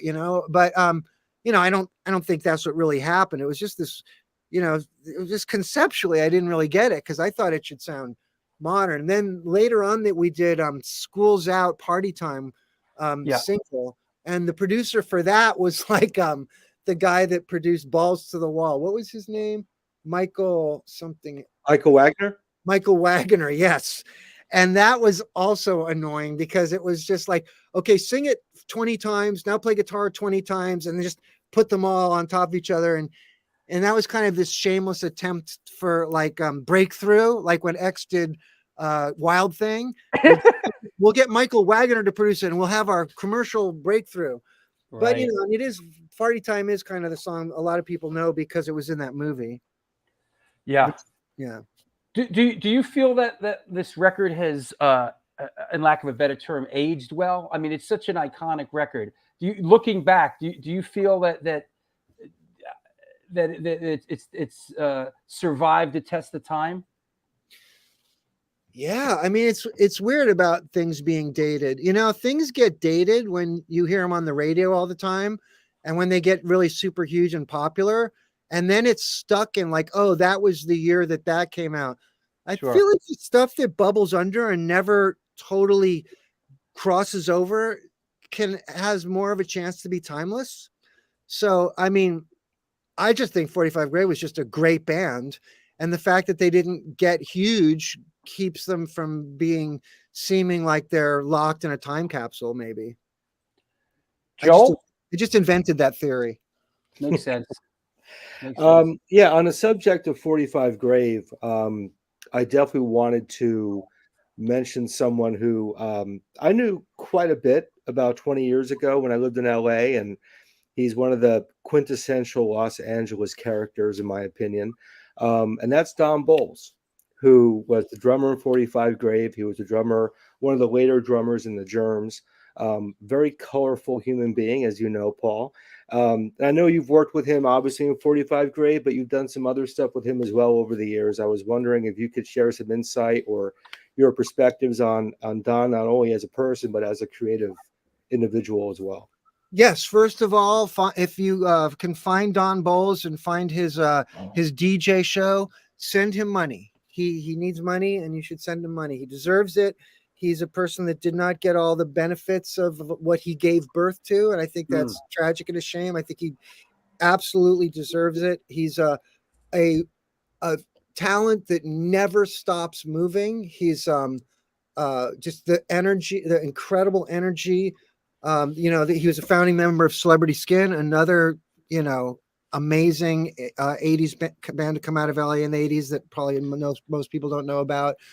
And then later, starting around, I guess it was around 2010 or 2009, I started recording his new band, the Fancy Space People, with Nora Keys from the Centimeters, which is, to me, as good as any of the bands he's ever played with. It's a hilarious space music that just makes your heart just sing and rise. The album, there is an EP out that Billy Corgan produced, so you can at least get a taste of what that band is like. I had recorded an entire album with them that probably will never get released because it will never be quite right, as he puts it. It's not quite right, is what he's one of those guys, right? It's just he's not one of those, let's put it out, warts and everything. He's one of those. It's been working on it for 20 years, and it's not Chinese democracy. Do not get me wrong. It was great 10 years ago. It's still great. It's not ruined. Nora came to me and said, fuck Don, let's just do a mix with me. I did a beautiful mix. It was incredible. Then Don came back and said, it's great, but now we're going to do my mix. And I did that mix, and it was incredible. And now he's fixing it with his girlfriend. And I don't think progress is going very fast, but I mean, he deserves to be remembered and known because he's just been such an integral part of the scene always. And a very generous person too. I met him when I first moved to LA. I was playing with a band called the Sixth Chamber with our friend Jatan's son, Savan. And I met him at a show, I think at Spaceland one night. And he's like, why don't you guys come rehearse at my place? So I remember Christmas Day of 2003, we're rehearsing at Don Bolles' house. And just the stories and the character and the personality, it was just perfect. He's perfect in so many ways. He's a LA treasure, as they say. Yeah. And an amazing drummer. You listen to Land of Treason off of the GI album. I mean, talk about talent. That kick drum he had going on, nobody else was doing that at that time in history. Yep. I mean, he's an incredible singer. I've had him come in just to do background vocals on stuff with Kurt Stifel and the Swing Shift, the band I was producing, and he came in and just sang, so yeah. And he plays in Fancy Space People. Let me just, point out, he doesn't play drums. He plays guitar. Right. So, yeah, he's a force. Did you do that Fancy Space People tour with the Smashing Pumpkins? Yes. I think that was Billy Corgan's way of punishing his audience. Because, but yeah, it was, I mean, I think it's just, I'm a fan, I recorded them and I did not want to join the band because it was just, I always say no to everybody who asked me to join them.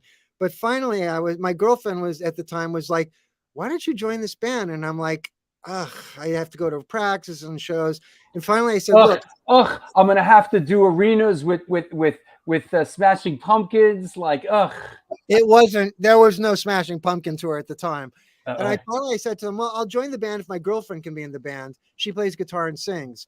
And they said, yeah, I figured that would be a deal breaker. And they said, yes. That's great. They said yes. And it was good because there's choirs of vocals and she had this choir of voice and she played, and the bigger, the better with Fancy Space People, So it actually, and we did that for the tour. It was like a 6-piece, I think. That's great. Let's double. I think we'd be amiss not to double back and mention DC3, which was, of course, the band with Des Cadena, and you played on a couple of the records, right? This is the Dream, the Good Hex, Vita, right?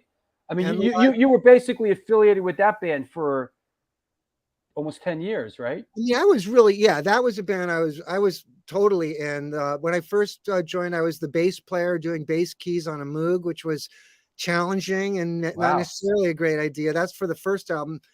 This is the Dream. And then the next two albums, The Good Hex and oh wait, the first record was called This is the Dream. The third record is You're Only as Blind as Your Mind Can Be, and then the live album is Vita.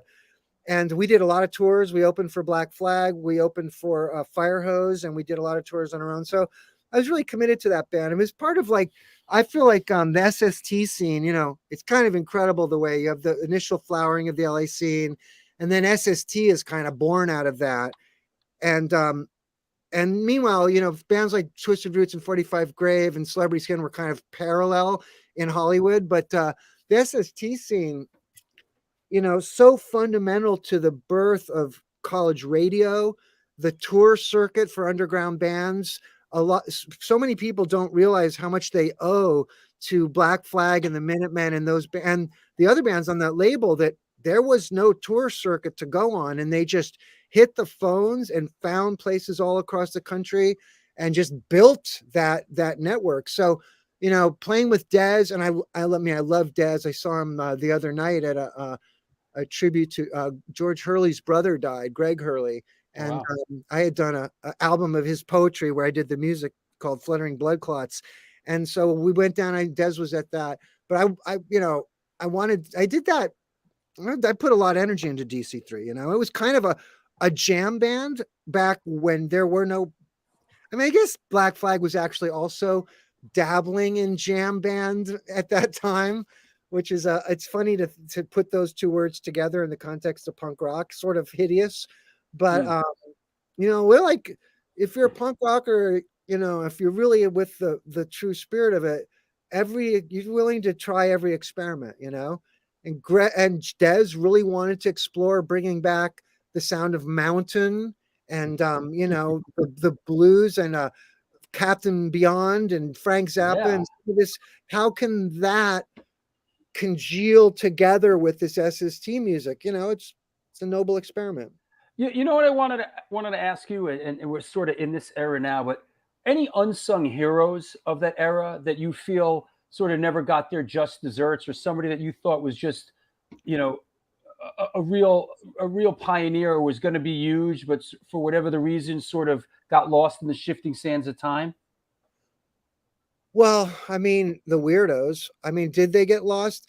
You know, in 1995, when there was no internet, and these bands really truly did feel lost. I didn't really know about Collectors. I mean, I guess there were people, and not enough time had passed for it to be lost in the dust of history. Mhm. But I feel like the Screamers, music I'd ever heard, and the Deadbeats. I always want to put the Deadbeats in. Going to the Mask, which was the punk club in the 70s, I just feel like those four bands just blew my mind. And the Weirdos, I sometimes the Weirdos and Screamers, there's a little bit of a rivalry, but not with me. Me and my sister were just Weirdos fanatics. I mean, they had 15 songs that were just, their songs were just so classic, and I just adore them. Yeah, and Rick Ross. Deadbeats too. Deadbeats, fearlessly experimental and bizarre. Oh, right on. And they put out an album in the 90s. They put out an album in the 2000s. Nobody has heard any of that shit, and it's incredible to me. Rick Brust mentions the Minutemen as one of the sort of the Minutemen were the Minutemen were, correct me if I'm wrong, were on a bit of a trajectory when that tragedy happened. Yeah, the only reason I didn't bring them up is I felt like they got their due a little bit. Yeah. I mean, Mike Watt alone, you know, I like to throw this in about Mike Watt. People don't even realize what I think is Mike Watt's greatest artistic accomplishment, which is the Hoot page, which is his diaries of every single tour he's ever been on that is posted, written in Mike Watt's own personal language. Wow. You know, you talk about Proust and remembrance of things past. That thing must be millions of words. I can't even imagine how long it is. And it's not just what happened on tour, it's his observations, and nobody could ever read it and digest it. But as far as a literary accomplishment, nobody even throws that into the, you know, if obviously he's played with Iggy and he's, the Minutemen, and he's one of those guys. And I've kind of been confronting this myself, being one of those people who's done music every single day for 60 years. Eventually what you've done will never be digestible by anybody. When I was a kid, I thought people will like be able to understand what I did, Nope. We could talk for a week and a bunch of stuff's going to be forgotten.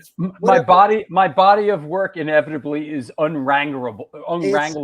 You just can't wrestle it to the ground. And I sort of came to grips with that. It's like one guy knows that corner of it, and Joel knows Twisted Roots. That's right. That's right. Yeah. That makes sense. Joel, you got anything? As far as unheralded bands, I was born in 77, first of all, and I was raised on the other side of the country. So a lot of it was lost to me for a long time. But one of my favorite bands from the original era that I really got into was actually the first band I ever saw in Los Angeles, the Skulls. Billy and those guys, old Mask band, I thought were really good. Yeah. And, Black Randy and the Metro Squad. Yeah, wow. That's what Christopher Valdez said. Black Randy and the Metro Squad. Yeah. Definitely incredible. And there's a single, Trouble at the Cup and Down at the Laundromat. And yeah, I know there's an album, fresh, Past the Dust, I Think I'm Bowie. Right. Great album. The original keyboard player from the Screamers, who I revere, is the keyboard player on David Brown is the keyboard player for Black Randy.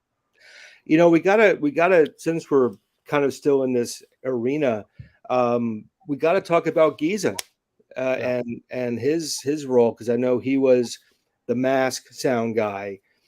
He had the Mommy Men. He produced all these classic records early on. But you and Gaza had a studio for a number of years, right? Well, Gaza changed my life. Gaza got a recording studio, had some success as a producer, and he brought me in as a second engineer. And Gaza, he was ready to move on to other pastures. He wanted to do other things, And production and engineering is brutally exhausting unless it is anyway. And he was so he was dumping more and more of that on me. And I owe him the life I have now. First of all. Is this Satellite Park Studio?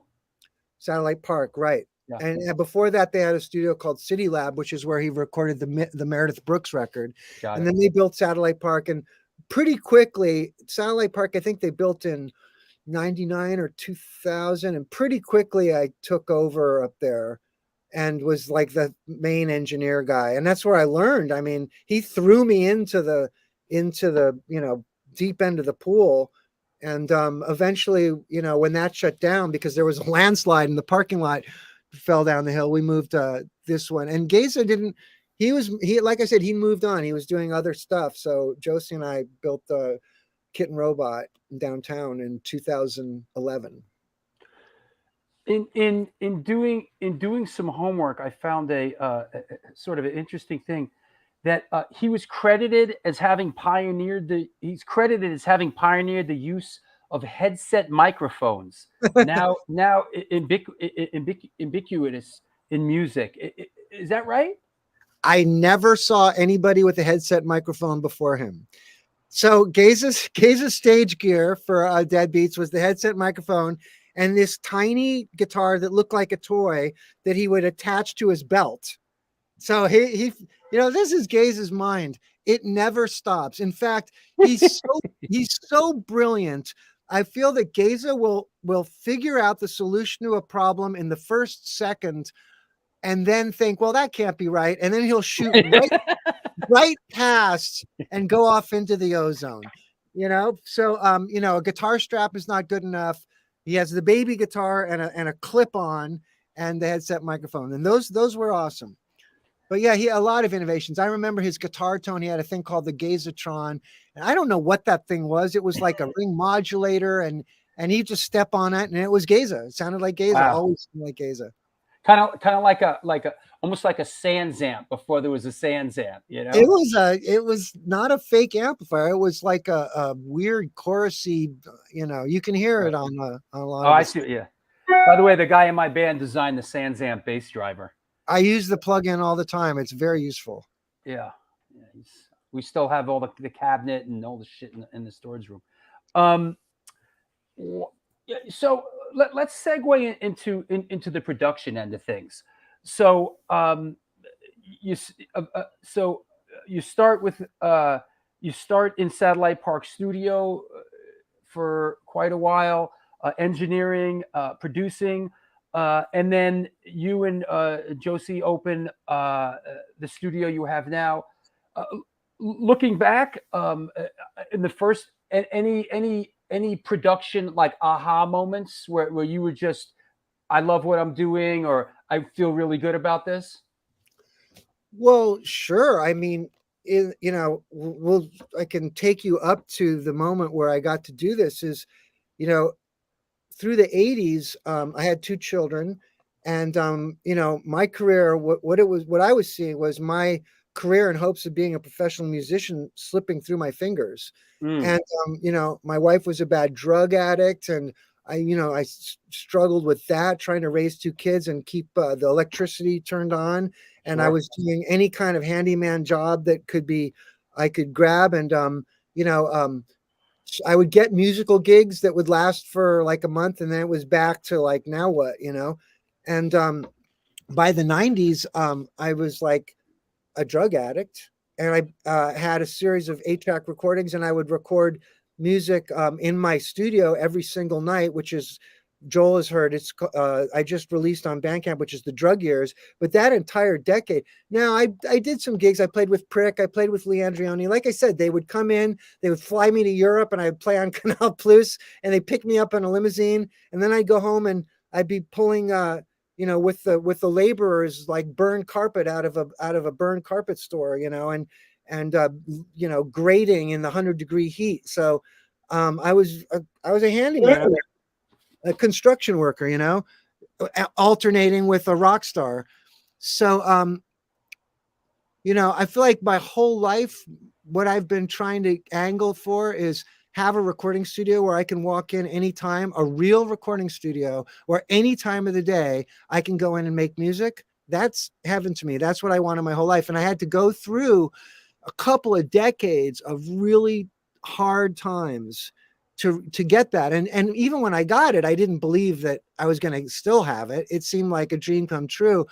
So, they gave me that. I worked super hard, and, like whatever damage I did to my brain through the use of drugs through the 90s, which is mostly manifests itself in, emotional damage like depression and anxiety and stuff like that. I can always look around and say, yeah, but look at how it turned out, man. It's not bad, it's pretty good. It's like we talk about, it's like that Star Trek episode, you can't go, if you go back and change one thing, then, it alters the course of the future. So we've just come to accept sort of the bumps in the road and the hard times we had, because it's a big part of what brought us here. And it gives me a serious appreciation for how lucky I am to be able to make music, and that people come in here and entrust their dreams with me. Oh, that's awesome, man. People sometimes ask me, you must get some music you really hate coming in. And I got to tell you, man, when people come in, they're their best selves, and they're in their peak experience. And B, every person who is creative, when they're creating, they find their best selves and put it into their music. It may not be music that I identify with, that I would listen to, or that I would find, but when I actually work on it, it's music that I always like, no matter where it comes from. So, I mean, it is very rare. There are a few cases where there's been a person where I've just said, I can't work with you anymore. But I mean, I could count them on one hand, and I've recorded hundreds of people. That's fantastic. So that's one of the revelations, is how lucky I am, and to treasure it. I was talking about it earlier. I don't know if we were on when I talked about the Phil Jackson recording. When I start trying to tell people, I remember Gaza's production skills. Gaza had a huge hit. And so he would tell Eric Gales how to play his guitar solo, and he would tell people how to sing. And, people would listen to him because he'd had a platinum selling album, and they want that's Bitch, right? Yeah. But Yeah. I don't have a platinum selling record. So what I found is when I start telling people, why don't you try this? Why don't you try that? A lot of times they start sucking and it starts going downhill, because they start thinking. So it's about creating an environment where they're spontaneous and when they're confident. Now, occasionally I'll make the mistake. Occasionally I can give people some guidance. It's not that it never works, but a lot of times it's like, do it again, do it again. I like to tell them, do it until you're bored, and a lot of times when they're bored, they do their best thing. And then I have this process where I pick through every single word they did. And I find like their soul where they're at their, and I do that with every instrument. I do that with the drums and the vocals and the guitars. And if they need keyboards, I can always throw that on. So that's kind of my process. I always say a little humility and graciousness goes a long way in this life, man. So, I can relate. Thank you so much. I mean, I think it's because it works. It's not, it's like, and I really am not trying to make 1,000 Paul Roessler records in here. I'm really trying. Sure. There was a band called Egrets on Ergot that came in, and I recorded them when they were first starting out. They got pretty big around in LA for a while. And when 6 hours into it, I was like, I just can't make these guys sound good. They have a tribal drummer that's all over the place. The guitar player doesn't know what a chord is. It's like this is not the singer's just kind of yelling over tribal drums. I don't get it. And then 6 hours in, I had this moment where I was just like, this is amazing. So if I would have in the first 6 hours started telling them what to do, and I just sat with it and sat with it and sat with it, and I became a huge fan of that band as they were, so, lessons like that, just like sit with it and be with it and be present. Yeah. You worked with my friend Jackie Grisham, right? One of my best friends. And we love that guy. Yeah. And I got to do the Trigger Complex, and he's told me many times we wouldn't be together if it wasn't for you because of that process, I remember recording them, and they had done all these demos, and they were on the click track. And I was just like, guys, you're TSOL, fuck the click track, let's just get rid of the click track.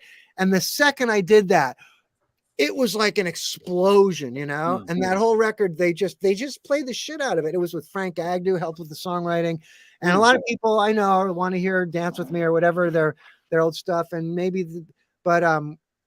for us, that was and now since then I've done 10 or 12 singles, which we're going to release as a singles compilation of all their singles.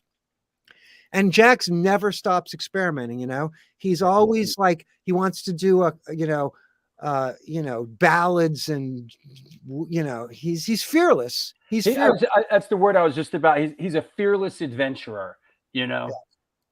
It's good. It just quickly reminded me, my brother who lives out there, he's a cinematographer. He's been on the show a couple of times. One time he starts texting me, he goes, yo, I'm on a plane. And I'm on a plane, and these guys just got on this plane. They're a band or something. I know these guys. I know these guys. And there's one guy that seems to be, the leader, and he's just haranguing. He's just making a scene. And I go, yeah, it sounds like Jack Grisham. So well. I said, tell him you're my brother. I mean, just for anybody who's listening, they just put out a documentary. Yeah. The TSOL documentary, which is not what you think. Yeah. There's no footage. It's basically Jack's stand-up, and it's horrific. It's brutal, and it's amazing. And is it out now? You've seen it? I don't know I know it's finished, and I know, I think HBO or somebody said, dude, split this up into a series or edit it down. And Jack's like, nah, it's got to be the way it is. 2.5 hours of, he just stuck to his guns. So it'll probably just. I got to get him on, because he said when it's done, he'll come back on the show and talk about it. So. I think he's just going to throw it up on YouTube. I don't know. There's another guy, send him money too. He always needs it. And all the money he gets, he always pours back into his art. He writes books.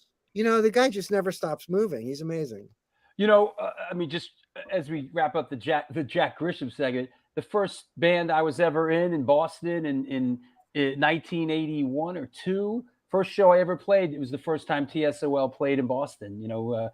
We played at the Gallery East. We rented it for $25. And TSOL was on the bill. So, yeah. I remember seeing a show. I went to a show and the bouncers were beating up people in the front row. And I remember Jack saying, and the bouncers were like 7 feet tall. And I remember Jack saying, all you bouncers are fucking pussies. Come on up here and I'll kick your ass. And I was like, this is one of the best shows I've ever been to. While we are, we're going to take another sponsor break, but let's touch on this because we don't want to. Let's touch on this a little bit. Could you glean us some perspective on this? Yeah, I don't really care about any of the bands I've ever been in. All I care about is the music that I write and record. And I deliberately am just like, you know what? It's his show, and we're talking to people, and this is what they're interested in. And so I'm just in this really super peaceful state of like, I'm not going to self-promote. I find self-promoting to be really repugnant, and I just can't stand. I can't do it. I can't get on Instagram and tell you all go listen to my music, and my music is like super weird and personal, and I don't know if this is a music written by like a 60-year-old guy. And I decided that, is there any use for old people? I remember thinking there weren't when I was a kid. And then I thought, well, now that I'm old, it's like, maybe it is possible that someone lives a long time and they have certain insights that are of value either to other old people, but maybe even to younger people, I don't know. So I was really, and I'm a punk rocker. So I need to be authentic. It's really, to me, the basic bottom line. If I'm pretending to be 25 years old and recreating the Screamers or some shit, I just feel like it's bullshit. And besides the fact that it would suck, so this is me trying to, this album is me like being honest. It's really, I feel like that's like what we watched those, and I remember the guy saying, I love Led Zeppelin, and I love Led Zeppelin too. But by 1977, we were disgusted by these bands in their fucking tight pants, misogynistic, just cock rockers and the whole thing. And we were trying to discover a new way. And aging gracefully is like a real challenge. It's a fucking challenge. And I happen to feel like I'm doing my best work now, which I guess all artists think that, but I feel like I'm a late bloomer. I feel like, as a kid, I was a great sideman and I could contribute to these projects, but I don't feel like I could carry a project, which, I feel like I'm there now.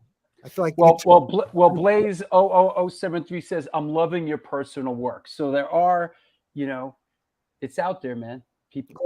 People love your stuff, man. I know Joel's excited because the Drug Years albums are out. Yeah, totally. First of all, Blaze has some insight, Paul, because Blaze is my better half. So hello, Blaze. Blaze. The Drug Years. I have a music journalism website, which is just myname.com, joelgostin.com. And at some point within the next week versus within the next year, which is how it started off with Paul and I, I'm going to be posting a pretty extensive history on the Drug Years album releases. It's going to be a 5,000 or 6,000 word piece where I kind of break down Paul's history recording the Drug Years, 4 double albums in the 90s. So kind of as a postscript to this discussion we're having now, that's going to be a feature on my website within a few days, and I'll post it up on the New York Hardcore Chronicles Facebook page and get it around the socials so people know about it. So if you're enjoying this conversation, guys, definitely check that out for more insight into Paul's process in that particular period of time. Fantastic. Let me do a little sponsor break, and let's come back and we'll take some questions from around the world. Okay? Sounds good. I'll see you guys in a few. Hey, if you guys have questions, post them, repost them. I know there's been questions through the whole show, but repost them because we, the New York Hardcore Chronicles, are sponsored by blah, blah, blah, blah, blah, and the Texas Silver Rush. They're a jewelry design firm and boutique store located and the birthplace of the Texas country music scene in Fredericksburg, Texas. They specialize in working with musicians in all music genres to design and create unique one-off pieces, as well as to style them for stage, album covers, promo photos, and social media exposure. Their client list includes Rock and Roll Hall of Famers Greg Rollet, Ringo Starr, and of course, Agnostic Front. Information and online sales are being taken at their Facebook and Instagram pages, and of course, www.thetexassilverrush.com. Looking for extreme music? DTFM Vinyl has got you. Located on 13th Ave in lovely Fargo, North Dakota, we have the state's best selection of punk, hardcore, metal, ska, oi, and more. Can't make it in? Shop online from anywhere in the country at www.dtfmvinyldistro.com. DTFM Vinyl, where the policy still is and always will be death to false metal. Come on now, 126 Hardcore Clothing is a streetwear brand for restless individuals like you who don't compromise. They're about being positive, spontaneous, and true to yourself. For years, they experimented with several printing methods and materials and collaborated with a large number of designers and illustrators, always giving room for fresh perspectives while retaining the hardcore attitude. Don't care what they may say. Don't care what you may say. We got that attitude. Get in touch with them and ramp up your game at www.126clothing.com. Very excited to introduce to you our new sponsor. We're going to be doing a lot of cool stuff with them, Upstate Records. Upstate Records is a New York-based DIY independent metal and hardcore label. Founded in 2017, they broke into the scene with their inaugural 26-band compilation in 2018, and since they've churned out over 80 releases in their brief 5-year history, with such notable artists as Leeway, NYHC, Sub-Zero, Brick by Prick as part of their roster. Upstate Records maintains a focus on upcoming artists as well, with such artists as These Streets, Kind Eyes, Bovis, Life of Crime, and many more. In 2023, look for new releases by Mark Rizzo's new band Revenge Beast, Carl from Earth Crisis's Freya, Fury of 5, Angry Corpses, and a few more surprises are in the works. Check them out at www.upstaterecordsnewyork.com.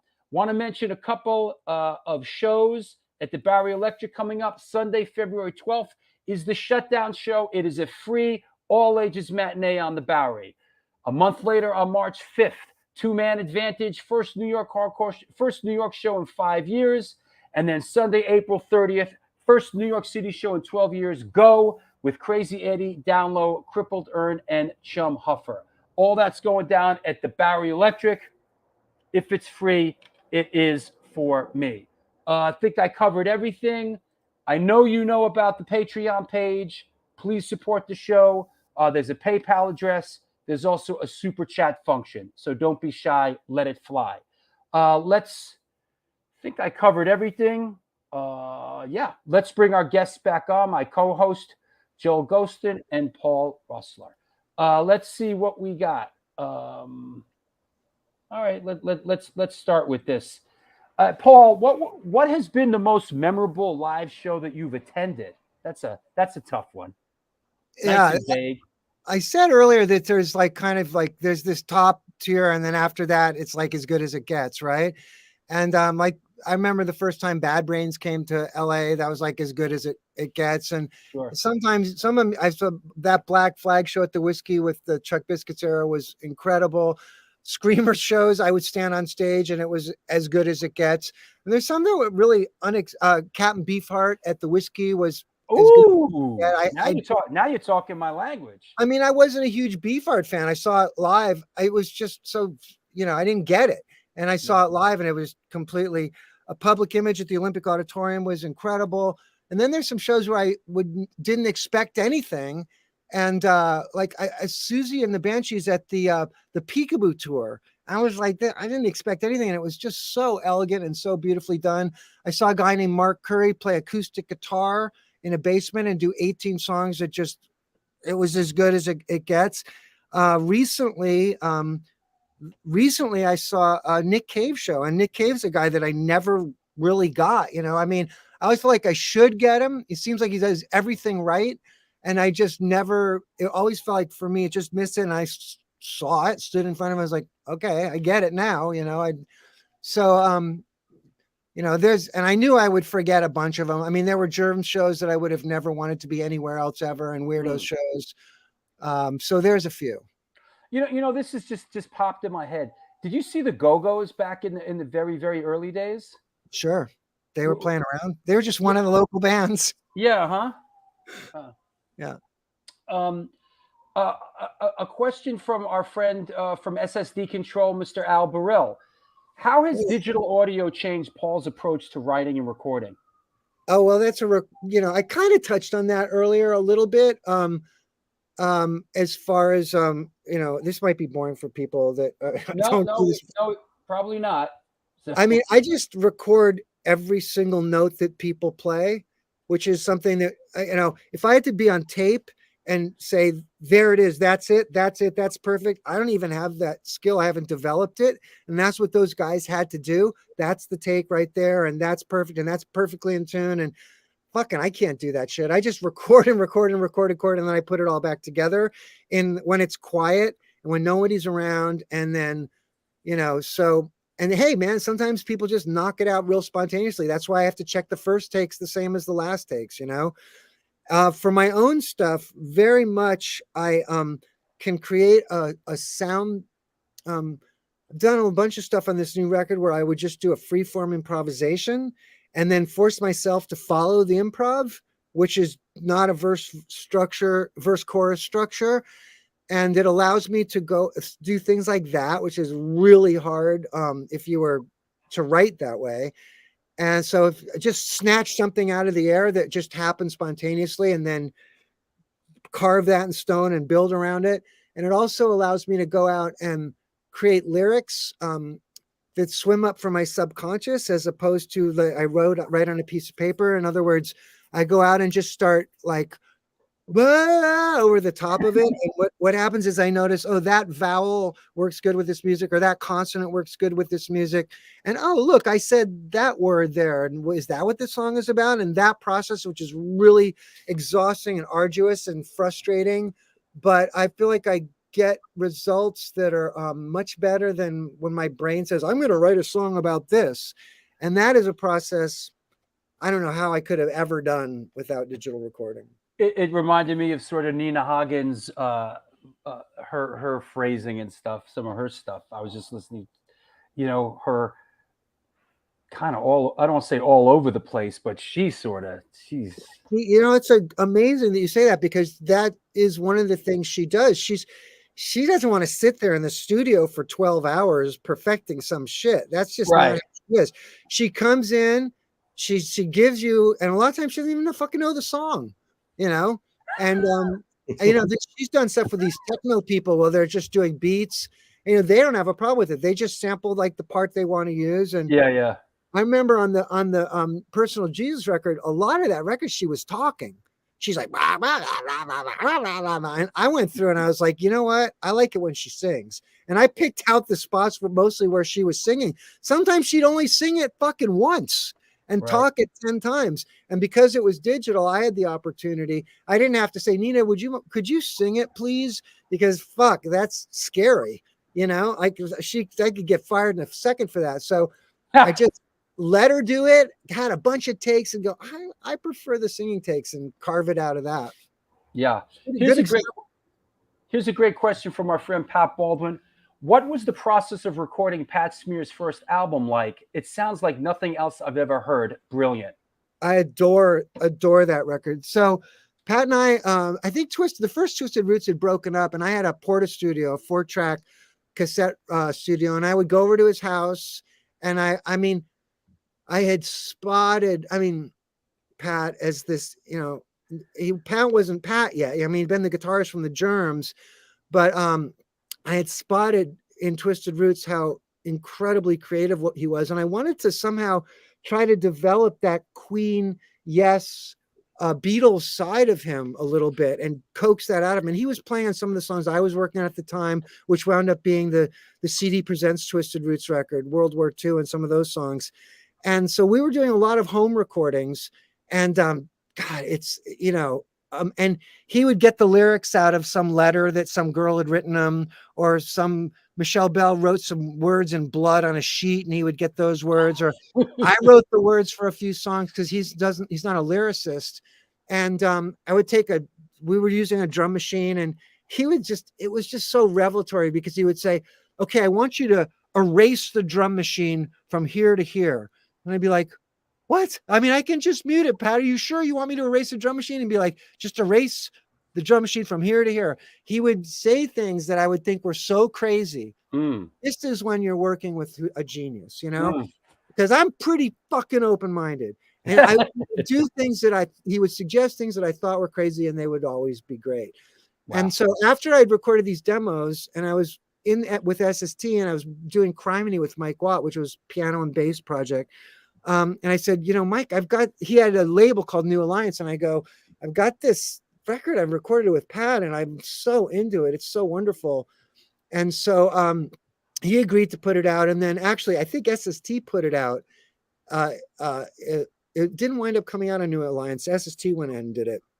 And we re-recorded it with Ethan James at Ethan James's studio. So I have the 4 tracks, which are very close. I mean, you know, some things are different, but some, you know, basically the 4 tracks we demoed out everything for how the album would be.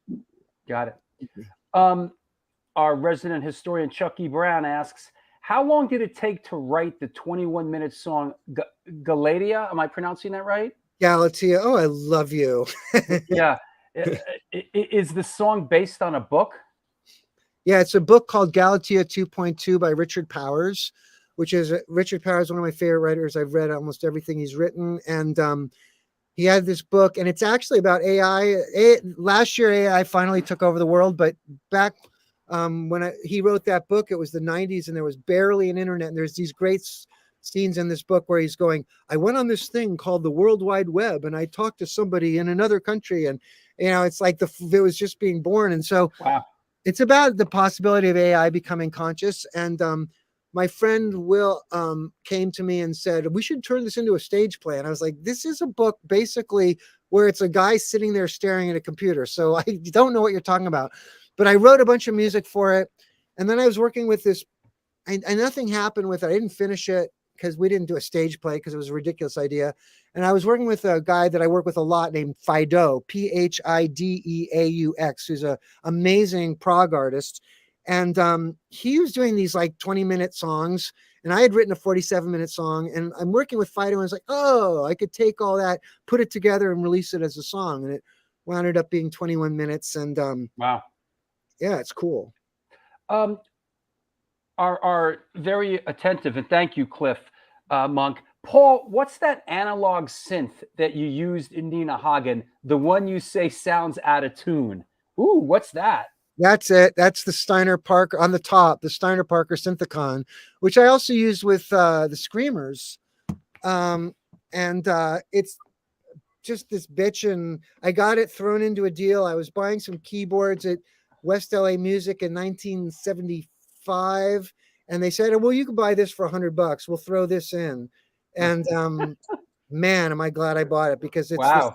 I don't use it for the keys. It's just, so before they had those, this particular model, you used to have a cord, and you'd plug a cord in, and you plug the cord in, and that would route the different modules of the synthesizer. You'd have to patch it into all this.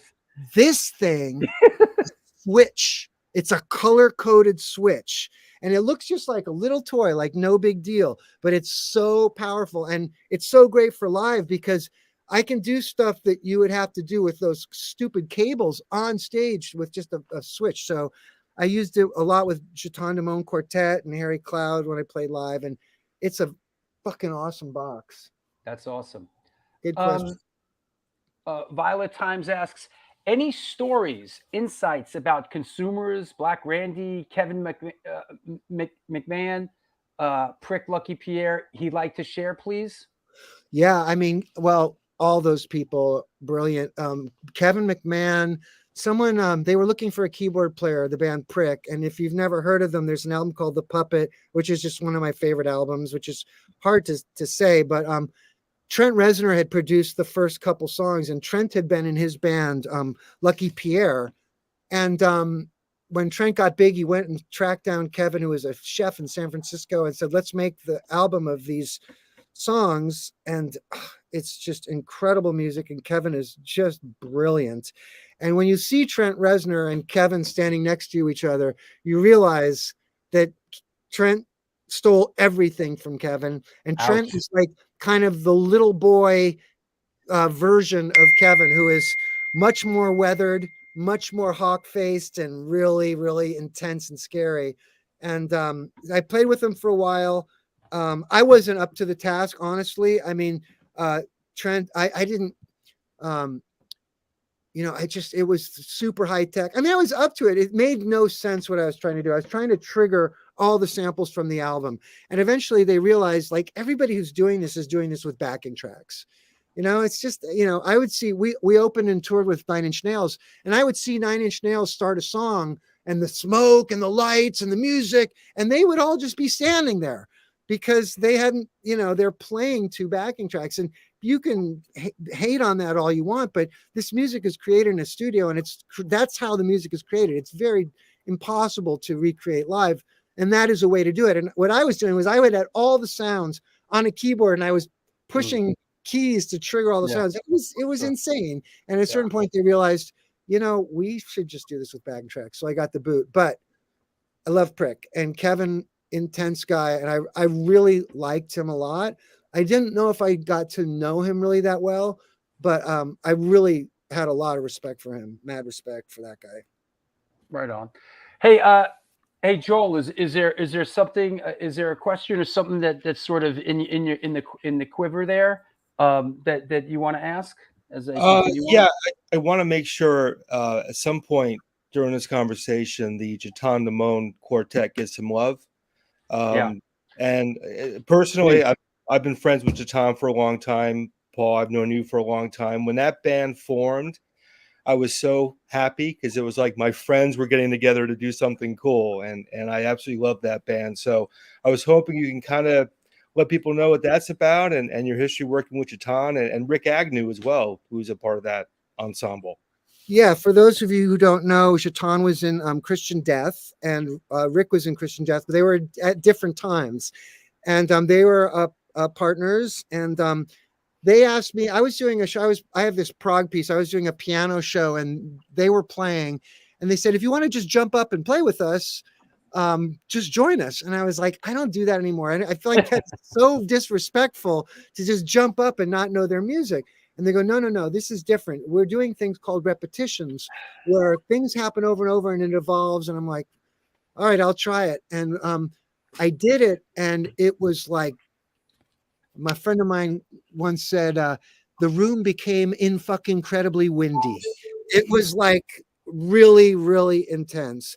And it's kind of there's not a real drummer. It's kind of a laptop band, but because it has Rick Agnew and me and Jatan and Deb Venom, we're pretty aggressive when it comes to our instruments. So somehow out of the machines, we coax a very, very wild, intense experience, which I did for 5 or 6 years. We sort of shut down in the pandemic, and it was very cool live. And we did a cover of a Screamer song. There's 2 albums. The last album we did is called Substrata Strip, which is kind of, for me, up to that time, I felt was kind of one of those crowning achievements.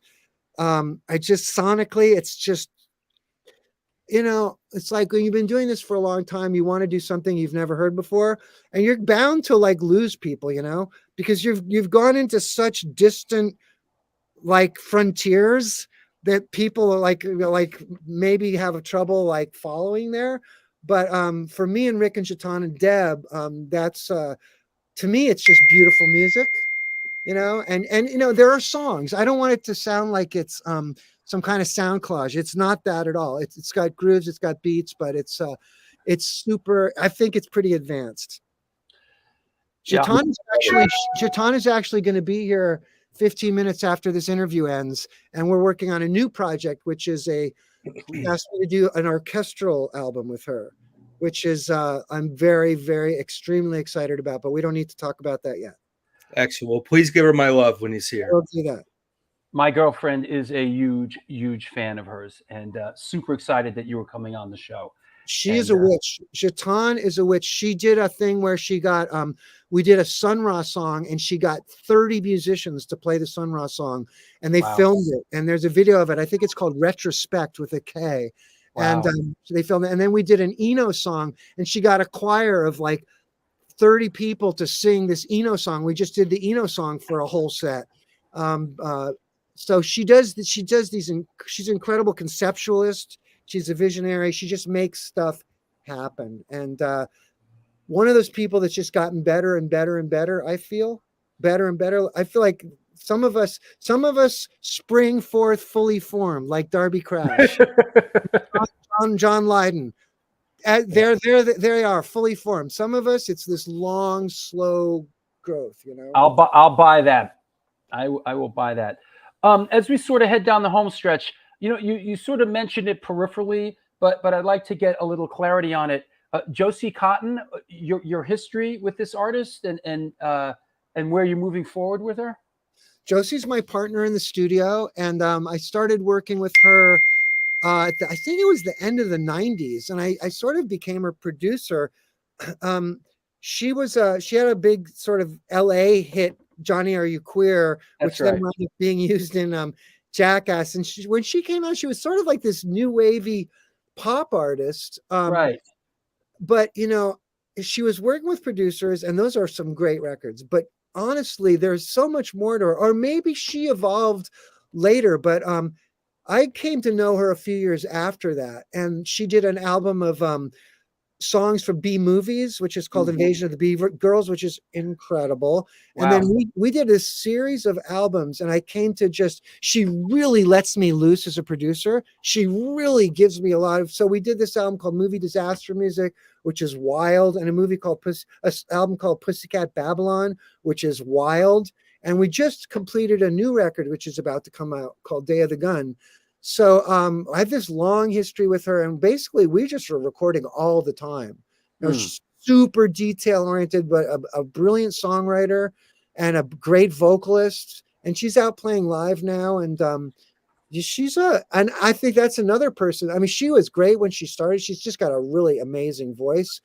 But I feel like as an artist, she's like almost turned into like a Kate Bush or something. She's just, you know, she's not held back like her fans want to hear more new wave stuff or something like that. She pursues her artistic vision without compromise. Right on. And the studio is Kitten Robot Studio. RS is asking, assuming and I know you don't like to self-promote, but I'm pushing you out there. What neighborhood in LA is the studio? Is there a website? I don't know. Is there a website? Maybe there's a Facebook page. We're really near downtown Los Angeles. We're about 5 minutes from the Disney Hall. So like ground zero to the first nuclear strike. And, it's like one of those buildings you walk by and you'd never know that it was there. It's almost sort of ghetto, but then it's like this amazing fairyland. It's kind of, I live here. So it's like, it seems like really huge because our living space is in the back and people are welcome to kind of explore. And I kind of can't believe I live here. You know, we have a great drum room. The guys that designed the studio, they would ask me questions and I would go, I don't know. What do you think?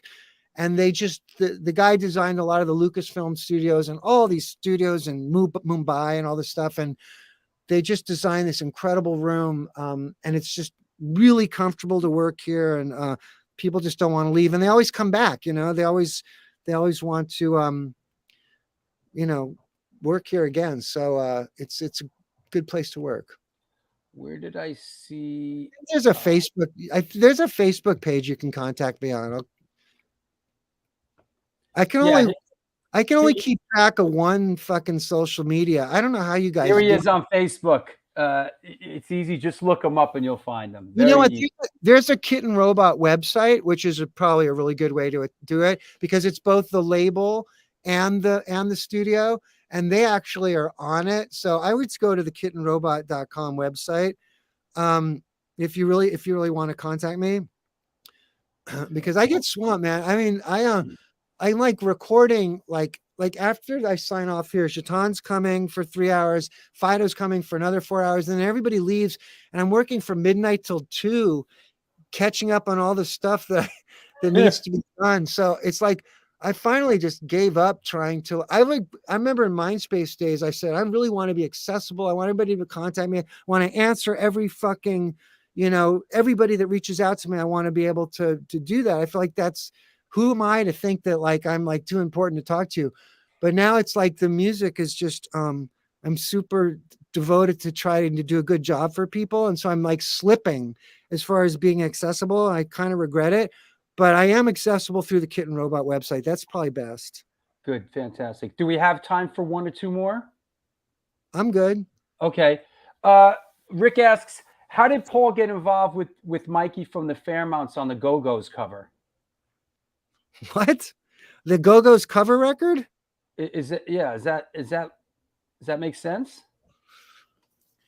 We just did Josie just contributed a song, and another band that I recorded, Haley and the Crushers, contributed a song of Go-Go's covers. Oh yeah, that's like, I was thinking album cover. Oh, Jatan is here. All right, we got to wrap it up. No, that's a bummer. Yeah, they contacted us, and let me just text her. I'll just say, give me a minute. There. She's fine. Tell her to come in and say hi. No. So yeah, they contacted us, and we were in touch with Belinda. I went on the Foo Fighters website, Foo Fighters, to do a radio show, and very cruelly they make Pat do it sometimes, because I'm sure he does not want to do it. And so Pat had me and Belinda on, and we did a bunch of stuff. And then shortly after that, we contributed. We recorded some songs. That was cool. I put the guitars through a vocal synthesizer, which was like really rad sounding. See, this is the kind of stuff I remember about stuff, right? Guitars through a vocal synthesizer. I've tried to do it since then. It's never worked. But on the Go-Go's cover, it was great. Let me sum it up from Humboldt 335. This show was so much fun to listen to today. Thanks. Hi, Joel. Hi, Paul. Great to see and hear you all. Best wishes, Sally, Mutant Sally. So, I love that person. She's the best. Hey, Sally. Paul will attest to this. It takes me a very long time to finish writing anything. I do have that mutant story I'm still working on, and it's coming. So give me a little bit more time. It'll come your way soon. There's a song in the drug years about me and Sally on substances traipsing around Manhattan at 5 a.m. It's called a poem. Check it out. I even saved me and Sally. And there you go. Hey, I want to shout out Richie Stotts from the Plasmatics and from Pink Flux. We're looking forward to having you on the show, Richie. So thanks.